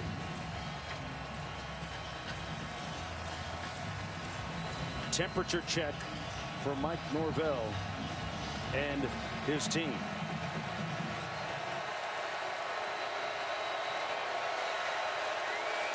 On 4th and 2. Milton gonna run it himself and get stopped short. That defensive front impenetrable for Wake Forest. Bothroyd making the initial hit. And they'll take over on downs. This is a play right here that they probably wanted number 13, Jordan Travis, on. But Wake Forest does a great job of setting the edge, making Mackenzie Milton turn up, and he goes right into the arms of Rondell Bothroyd. And as you see here, Coach Mike Norvell just... Right now, Robert, he's feeling busted, disgusted, and not to be trusted. I mean, Mike Norvell is going through it here this afternoon. 3:48 to go. And still searching for answers on that Florida State sideline. Yeah, they really are. Christian Turner on the run. Well, Monday Night Football with Peyton and Eli is on ESPN2 at 8 Eastern, 5 Pacific. Breaking down the Lions Packers game from their basements with special attention paid to the quarterbacks, of course. Jared Goff and last season's MVP Aaron Rodgers, a bad man. Monday Night Football coverage also available on ESPN and the ESPN app. One app, one tap. And a run there by Christian Turner. The Packers, right? Packers trying to get back on track. A-Rod, you know, trying to get shake off some dust, right? Get his groove back, as they say. Jared, go ahead. Yeah, I love that Peyton and Eli broadcast last week. But I think they were stretching the truth when Lamar Jackson ran for that great touchdown. And he said that they taught him that at the Manning Passing Academy. Yeah. I think that was a little stretch, Rob. It's called the Manning Passing Academy, not the running academy. 3rd and 6. Hartman, and he's going to be sacked by McClendon II. And he comes up with the football, but Florida State saying that they have it. It's 4th down coming up. was going to say, yeah, this was a big stop for Florida State, right? Yeah. They go and they're in the red zone. They get shut down, turnover on downs. How does your defense respond in those situations, right? What do? They come out, they stop them, get the ball back. It's still the third quarter, and yeah, they're down by 3 scores, but guess what? They can still win this game. This is college football. We've seen crazier things happen, without a doubt. Let's keep an eye on Keyshawn Helton, number 6 for Florida State, back for this punt. Right at midfield at the 50. Seminoles came after it.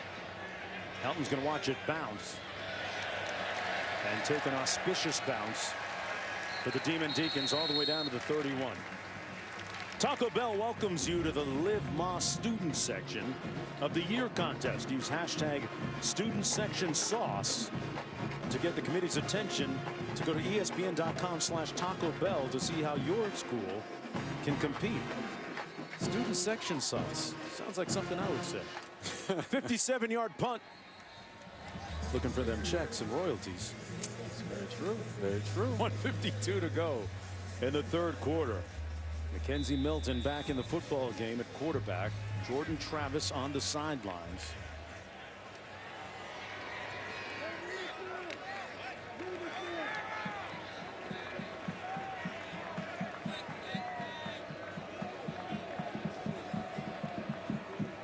First down and 10. McDonald in motion. Now he sets. Milton downfield on the post. A little bumping and going on, and no flag thrown. Incomplete. Broken up by Carson. You're watching ESPN College Football presented by Papa John's from Winston-Salem, North Carolina. 1:45 to go. Here in the third quarter, Mark Jones chopping it up with Robert Griffin III. Quint Kesnick down in the field. As the Demon Deacons surging ahead, leading by 21. On this run, Jayshon Corbin picks up the first down. Been a leader on that offensive side of the football for Florida State all year. Yeah, he really has. And, you know, we heard an interesting story about him after the Jacksonville State game. Right. They said that in their toughest moment, when everything was going bad for them and they just lost, Corbin was in the locker room picking up trash. Those are the types of details that Florida State needs. They need those types of leaders. And at the end of the day, I believe they just need some good things to happen for them so they can feel good about the work that they're putting in. Well, there's a lot of people that believe in Coach Norvell, including Leonard Hamilton, the basketball coach. Had a chance to speak with him recently about the ACC season coming up, some of his NBA players, and he's a firm believer that it's going to go their direction here soon. And this is Ward. Ward is stopped up after a gain of about 3 on the play. Listen, for Noel Nation out there and everybody who's a fan of the Seminoles, and really college football in general, it takes about 3 years for a program to really show what its merits are going to be. I remember when I was at Baylor, we were 4-8 in our first year, 4-8 in our second year. In our third year, at one point in the year, we were 7-2 and first in the Big 12. Mike Norvell needs time to build his program, and hopefully next year, or even this year, they'll have some results. Milton scrambling on 2nd and 7. Pass complete to Wilson. One thing when you watch Milton throw the football, Robert, and obviously you pay the position, you know better than anybody. It's kind of a short, compact motion. It's a little different almost. Yeah, he's a flicker. Okay. You know what I mean? He flicks the ball there and flicks the ball there. I'm Baptist, but right? I don't know. The important role of teachers and their impressive efforts during the ongoing pandemic. On behalf of the College Football Playoff Foundation and ESPN, we would like to donate a $1,000 gift card to Shayna Jacobson Aspinwall for her hard work and commitment to the kids in their classroom. They can use the money for any school resources they need for the students. When you talk about the salt of the earth and the fabric that takes care of the next generation of not just student athletes, but students in general, teachers are always going to be my MVP, Quint, on the completion on the play to Helton. North Gwinnett High School, Sewanee, Georgia. She's a science teacher. Sean McGinn, the left guard for Wake Forest, recommended her. said her support when he was a high school student, and now it has continued. She actually went to a Wake Forest Georgia Tech game in Atlanta back in 2017. The support, she's attended games. She blinded me with science, Mark. Hey, that's a great one, Quinn. And like I said, that's a great resource for the kids to have moving forward. $1,000 certificate. Cameron McDonald with the reception on the plate. Florida State threatening here to start the fourth quarter. Down 35-14, 2nd and 2. Mackenzie Milton out of the shotgun. Ace formation, 2 tight ends, 2 wideouts. And a quick pitch, but nowhere to go for McDonald. And he'll actually lose a yard on the play. It'll be 3rd down coming up. What do you like looking forward now for the Seminoles in terms of their play call? I was going to say right there, they actually tried to run a fake off of the 4th down play that they ran on the previous drive, but that play didn't work, and Luke Masterson did a great job with his eyes, making sure he kept it on his luggage and got the tight end down there. But with Florida State here, they're going to run a bunch up here to the field, trying to take an advantage of that on 3rd downs because they know that this single receiver to the bottom of your screen might get doubled by that safety that you see there. It's McClain at the bottom of your screen. Opposite the bunch at the top. Milton looks to the bunch side, completes the pass to Wilson. Great move, keeps those legs going, and got hit at the 1-yard line. And it's going to be short of the end zone, but boy, great move on Carson by Wilson. Yes, and I talked to Kenny Dillingham, the offensive coordinator, and he said they wanted to use those bunch sets to create mismatches, as you saw right there. They go quickly on the snap. Loose ball. It comes out. Still loose. Still loose. And Wake Forest recovers in the end zone. A cataclysmic, disastrous turnover for Mike Norvell and the Seminoles. Evan Slocum made the hit. And Luigi Villain recovered the football.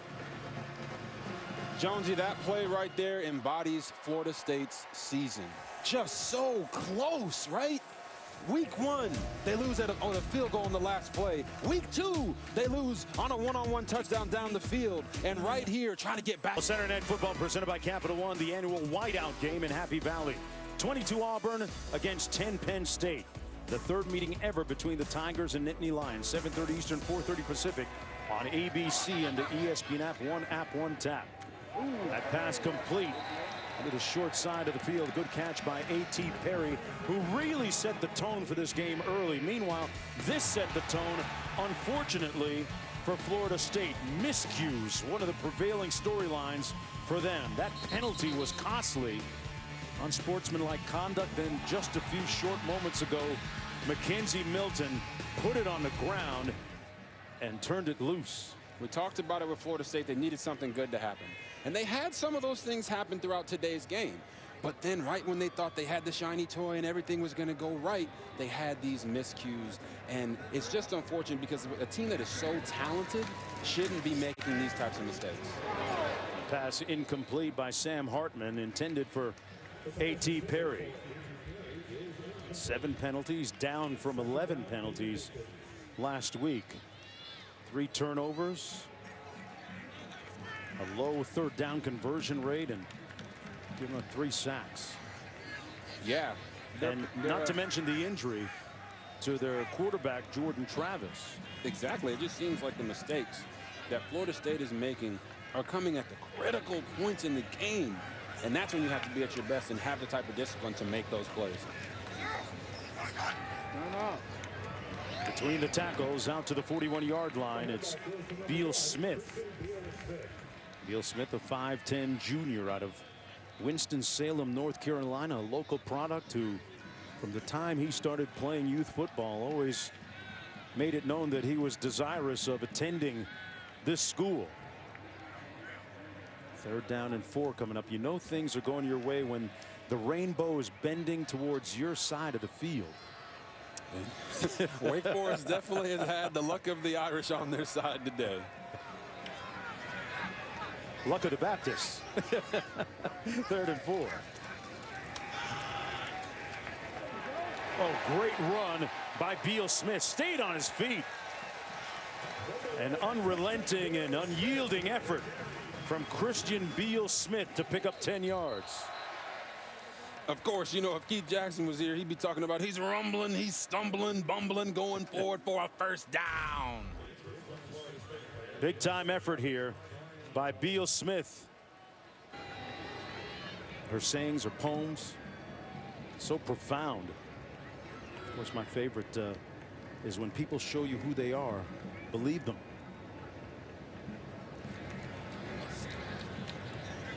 First down and 10, and right now, Wake Forest is showing us who they are. Yeah, they are. And we believe them. We definitely do believe them. She passed away, Maya Angelou did, on May 28, 2014. And Quint has more. Quint?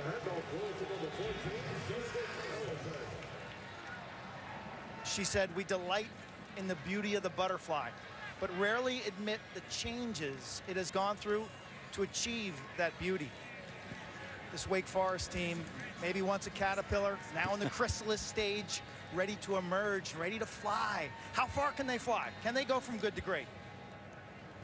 Boy, that's it. You got it, Quinn. I mean, that's been the mission statement for Wake Forest.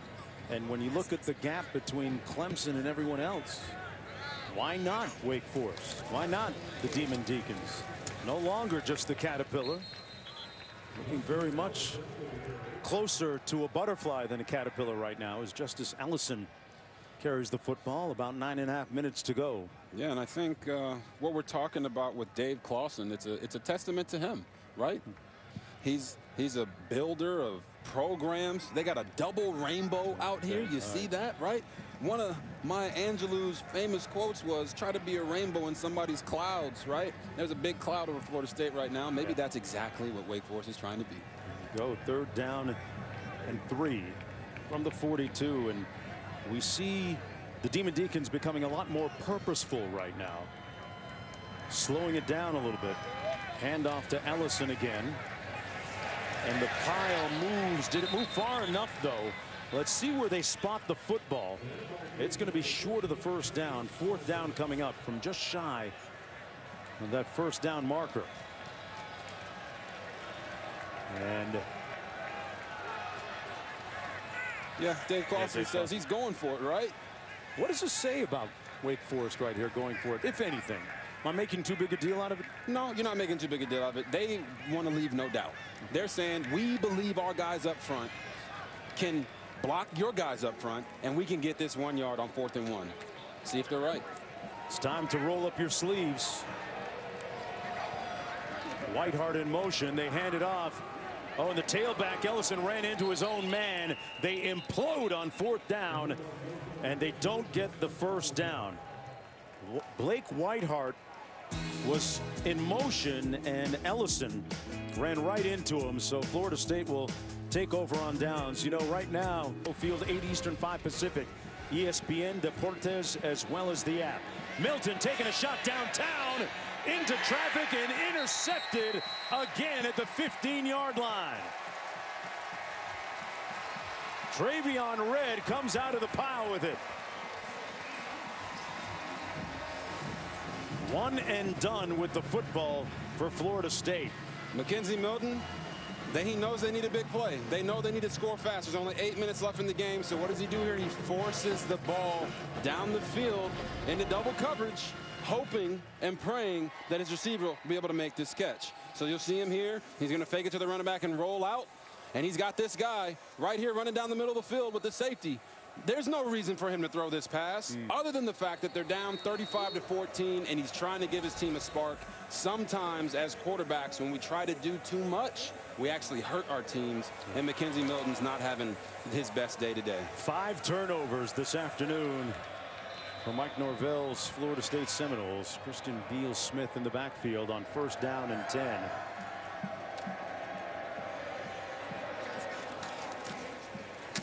They hand it off to Beal-Smith, who bounces it outside, stays in bounds, and falls down right near the line of scrimmage. But, you know, Dave Clawson told us, he said, taking that next step in our league is difficult. But we think we have a group of players this year that can do it. You know, the 9 super seniors, The depth is there, and this arguably his most talented team. The credo, of course, good to great. We talked about that earlier. They've been to 5 consecutive bowl games. And looking for a breakout season and off to a good start here in game 1 in their conference schedule. I think what people have to realize about Coach Dave Clawson is that he is a builder of programs. This is what he does, right? He's come in here to Wake Forest. He's kept the same offensive staff. Oh, Beal-Smith on the loose. Pushed out of bounds at the 40. And goes down into the table. Oh, wow. And bounces right back up. A flag thrown on the play as well. You wonder if Beal-Smith was actually pushed into the sideline. And holding offense. Not quite. It's going to come back. 10-yard penalty. Second down. Yeah, Clawson built programs at Fordham and Richmond, and now doing it at Wake. But back to this last play. Yeah, I mean, it's a legal hit. That's a legal hit by Brownlee Jr. Beal-Smith just kind of looked like Odell Beckham right there. Tight sideline. A lot of things over there. Couldn't avoid it. Remember that one time Odell ran into the and got in a fight with the kicking net? Kind of looked like that right there. Yeah. But you talked about Dave Clawson and how this is what he does. He did it at Richmond, he did it at Fordham, he did it at Bowling Green. And he's come here and he's created consistency. He's a disciplinarian type of coach, and he expects greatness out of his guys, but he also understands that at Wake Forest, they're not going to get all the 5-star players. They're not going to get all the flashy guys that come from California and Florida and Texas, but the guys they do get, they will coach them up and give them the time they need to be the best player they can be.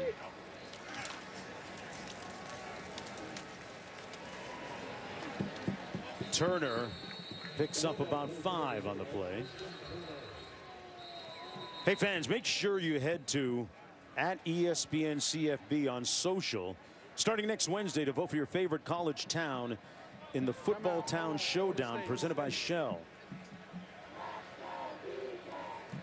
All kinds of great college football towns on there. Boulder State College, you'll see that tonight.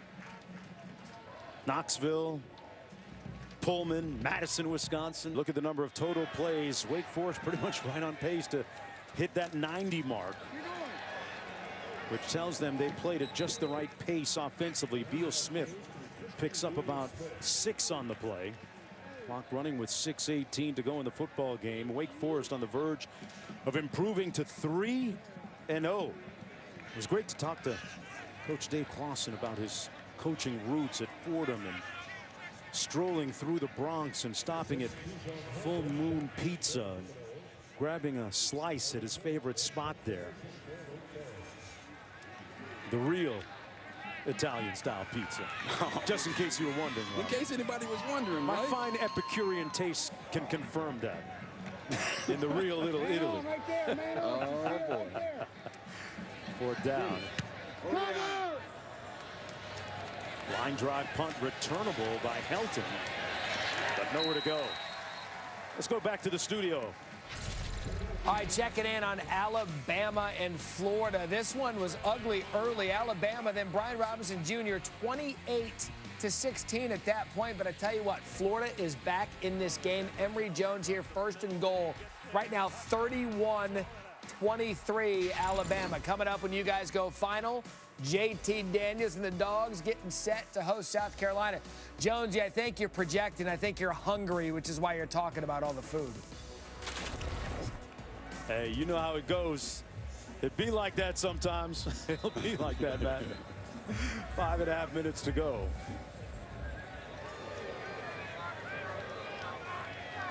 Our producer, Kim Bellman, of course, a Bronx native. Stanford University varsity basketball player, one of the members of their Hall of Fame. Knows all about that Bronx pizza. Ball comes loose. Milton put it on the ground. He got rocked. Chase Jones recovers it. Luigi Villain hit him, and hit him hard to dislodge the football. I mean, Wake Forest's defense is swarming right now, almost smothering Mackenzie Milton. As you see him drop back here, he steps up in the pocket, and when you go, you got to go. But they just, oh, what a hit right there, man. I know Mackenzie Milton's going to feel that one in the morning. Well, when you have been through what Mackenzie Milton has been through out of football for almost 3 years, he knows how to deal with adversity. Yes, he definitely does. He definitely knows how to deal with adversity, and that's what Florida State has been faced with right now. And they're going to have to, it's just a gut check time for him, right? After this game, going 0-3 for the first time since 1976. These guys are going to have to pick each other up, right? They're going to need Noel Nation to rally behind them because this is not what they expected and not how they have worked to put this product on the field. Wake Forest going to run it. Turner moving the pile.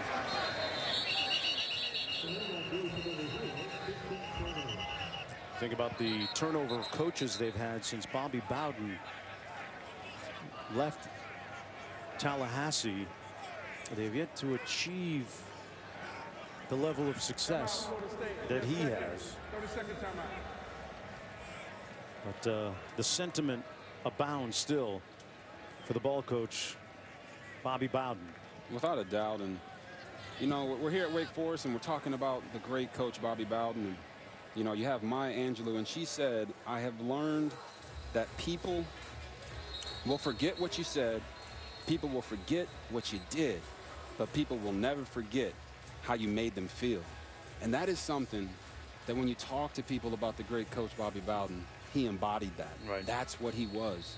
And that's what Florida State is looking for, not just out of their coach, but out of their program. And they want to be able to inspire people to come and join in that tradition. Yeah. And they've been lacking that a lot since Jimbo Fisher left, really. You think about the very distinct shadow that is cast by the late, great Bobby Bowden, to the point where you saw that famous hat of his adorned across the wall here at Wake Forest University, paying respect to the late great coach. Turner with another first down run close to the 20-yard line.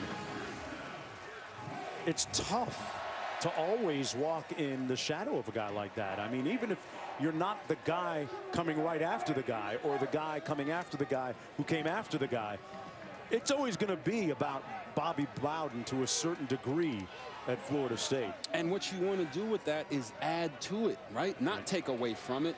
Bobby Bowden will always be felt as one of the greatest to ever do it because of how he impacted people, because of the way he went about it. And I think that's what Florida State is trying to do. And maybe they need to give Mike Norvell more time so they can create that consistency. It's just year 2 for Coach Norvell. Under 4.5 minutes to go. I'm down to the 20-yard line. Coming up at 7:30 Eastern Time, the day is capped off by our ACC Network primetime matchup. Presented by Geico. Virginia squaring off against number 21 North Carolina. Don't have ACCN? Go to ACCN.com for instant access. That's ACCN.com for instant access. You saw Mackenzie Milton, Mike Norvell, a couple of guys right now for Florida State. Looks like they're suffering from a torn motivator cuff. Oh, my goodness. Not a lot going on right now. I mean, with less than 4 minutes to go, not much you can do.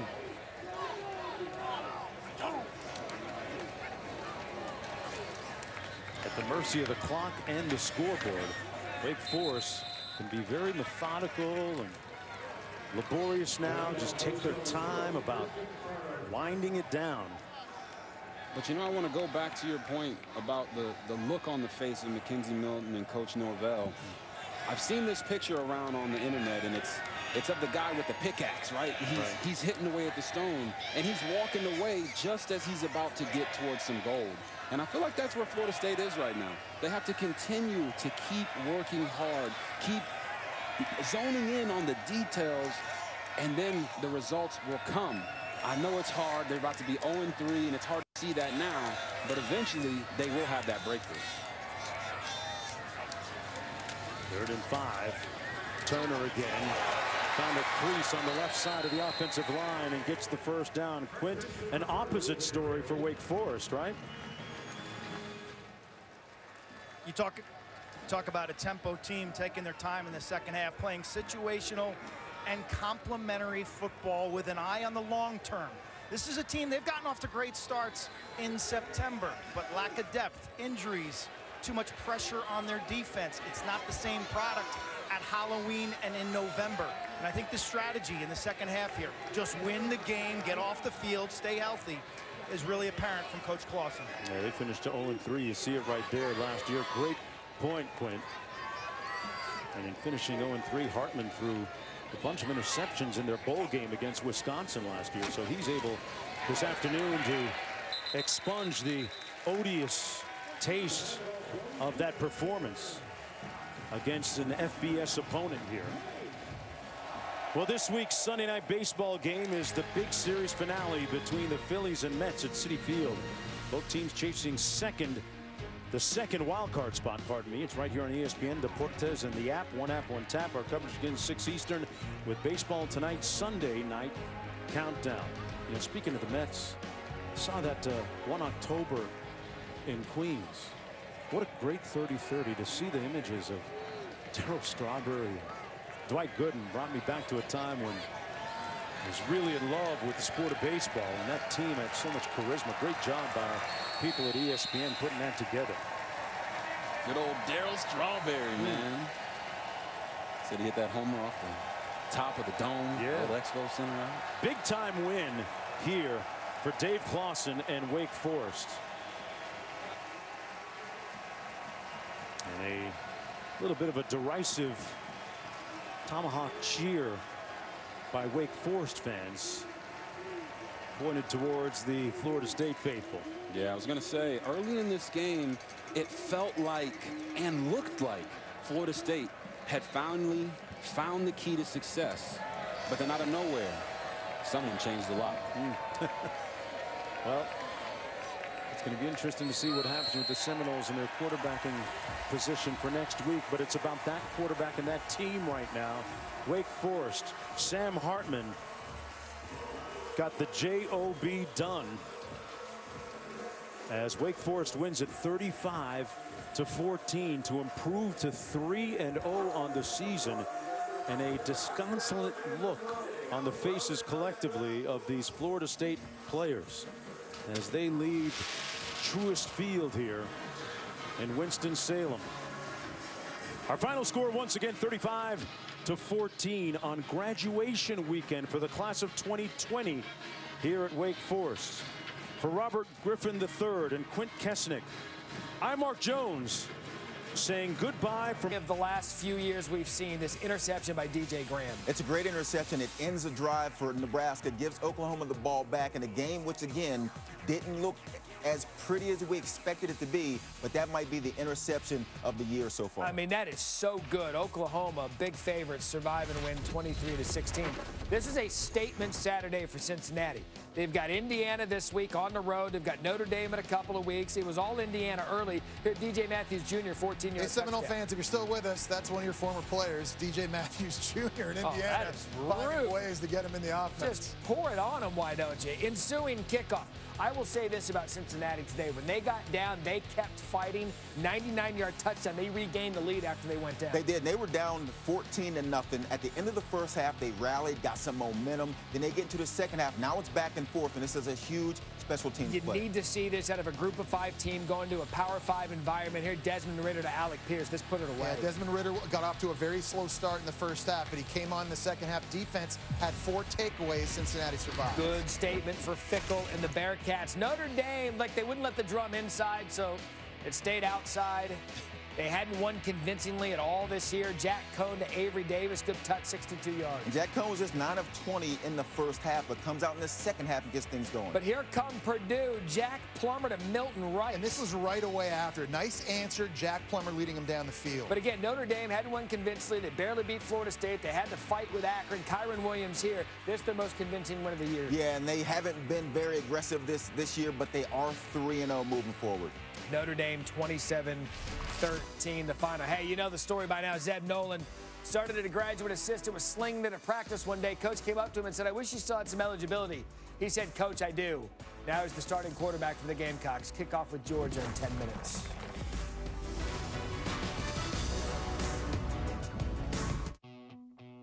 With the Capital One Saver Card, you earn unlimited 4% cash back on dining out,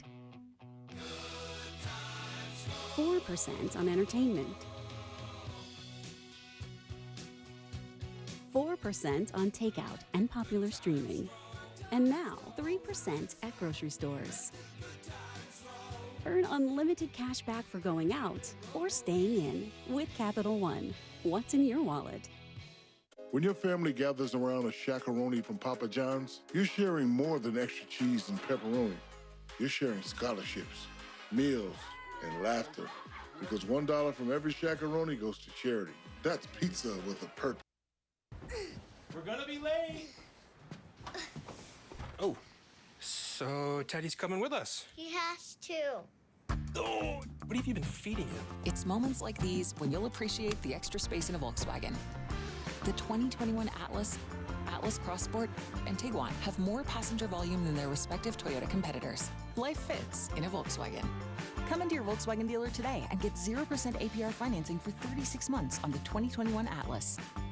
With the seasons changing, it's time to schedule a furnace tune-up from Four Seasons. Your furnace may be costing you money. Our 30-point furnace tune-up will help you save on energy bills, increase furnace lifespan, and avoid breakdowns. Backed by our industry-leading 1-year no-breakdown guarantee. Call today and save $50 from Chicagoland's most trusted home comfort experts. For all the right reasons, call 866 4 Seasons. Gathers around a shakaroni from Papa John's, you're sharing more than extra cheese and pepperoni. You're sharing scholarships, meals, and laughter. Because $1 from every shakaroni goes to charity. That's pizza with a purpose. All right, keeping an eye on the end of the game at the Swamp. Alabama and Florida, 31-29. Bama has the ball. One of the teams just burned a timeout, so 31-29, Alabama trying to hang on. And what has been an impressive showing, no such thing as moral victories here in college football, but Florida was a big-time underdog, and they still could have a chance to pull off the upset late. You talk about a storyline. Clay Helton fired earlier this week. Drake Jackson, the all-everything defensive end. He's the best pass rusher. Yeah, and that's what they need in a game like this. You got to get pressure, especially when Washington State is backed up near their own end. Another story in this one. Keaton Slovis was injured. The talented Jackson Dart was doing just that and just throwing dimes all game. Showed a lot of confidence in Dart's ability. 4 touchdown passes, threw for 391. I'm sorry. 45-14 there. Jackson Dart looks to be the starting quarterback for USC moving forward, barring Keaton Slovis coming back. I don't think it matters at this point. All right, Georgia, South Carolina. We know the Dogs have the defense. It's going to show tonight. And I think it might be the best defense that Kirby Smart has ever had since he's been at Georgia. The thing about them, you always know they're going to stop the run. They're big and physical. They pride themselves on that. They led the nation in rush defense last year. This year's defense, though, can pressure the quarterback from all over the field. D linemen, Nakobe Dean, Adam Anderson, all these linebackers, linemen and running backs can't block them. They get you in third down. They change every third down look with their exotics. It's going to be tough for South Carolina to score points. Yeah, JT Daniels is supposed to play in this game. Didn't play last week. Didn't look great against Clemson in their opening game, but they found a way to win because of their defense. Important for this offense to get JT Daniels back. He's their leader. He's the guy that we expected to lead this offense to have a chance to win the SEC. We'll see how he looks in their second game. That's just it. When you talk about Georgia, it stops and starts with the defense. If they have any semblance of offense, they could very well be the best team in the country. For Joey Galloway, Jesse Palmer, I'm Matt Berry. Enjoy the game out there in Athens. We'll see you guys back here at the half. ESPN welcomes you to the following presentation of the Southeastern Conference. It's Saturday night in Athens, Georgia, and sold-out Sanford Stadium will be rocking. It's familiar territory for South Carolina quarterback Zeb Nolan, who grew up just 6 miles from here in Watkinsville. His parents traveled the country. Zeb played for Iowa State and North Dakota State. Tonight, Travis and Julie drove just 10 minutes to watch their son play between the hedges. South Carolina off to a terrific start, 2-0 tonight.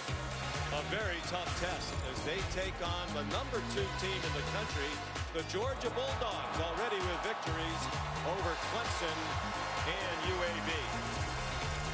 Hi, everybody, and welcome. Sean McDonough along with Todd Blackledge. Delighted to have you with us. We'll be joined in just a moment by Molly McGrath. And certainly, Zeb Nolan's one of the great stories in college football so far this season. He arrived in Columbia, South Carolina in May to be a graduate assistant coach. He thought his playing days were over. But they had injuries in the summer at quarterback. He had a year of eligibility left. Next thing you know, he's a quarterback, and as we said, he has led them to a 2-0 start. The coaches say his story is a movie script.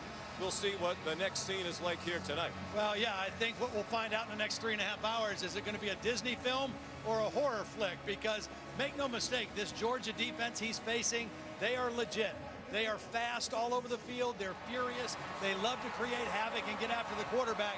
And I think the key for South Carolina in this game is their defense, which has played very well through the first 2 games. They have to play outstanding and keep their team in the ball game tonight. It's also possible we could see Luke Doty at quarterback tonight for South Carolina. He was to be the starter at the beginning of the year, but he got hurt in camp to pave the way for Nolan. There's a question as to who will start tonight at quarterback for Georgia. With more on that down on the field, here's Molly. Well, Sean, head coach Kirby Smart told me moments ago that JT Daniels will start at quarterback for Georgia, but Stetson Bennett will see playing time in the first half, saying they both earned the right to play. He said his message to Daniels ahead of the game was play within the offense. Don't look over your shoulder and try to do too much. And he said that Daniels is really eager to play. He says he's 100% and has no limitations from that oblique injury.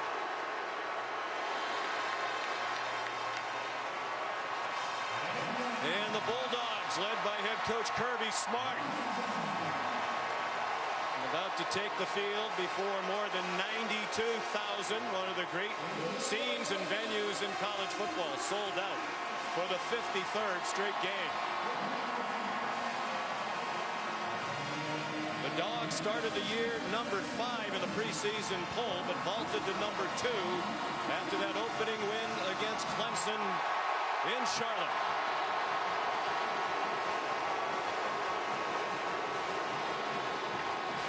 They're in the top 3 in the country for the 5th straight year.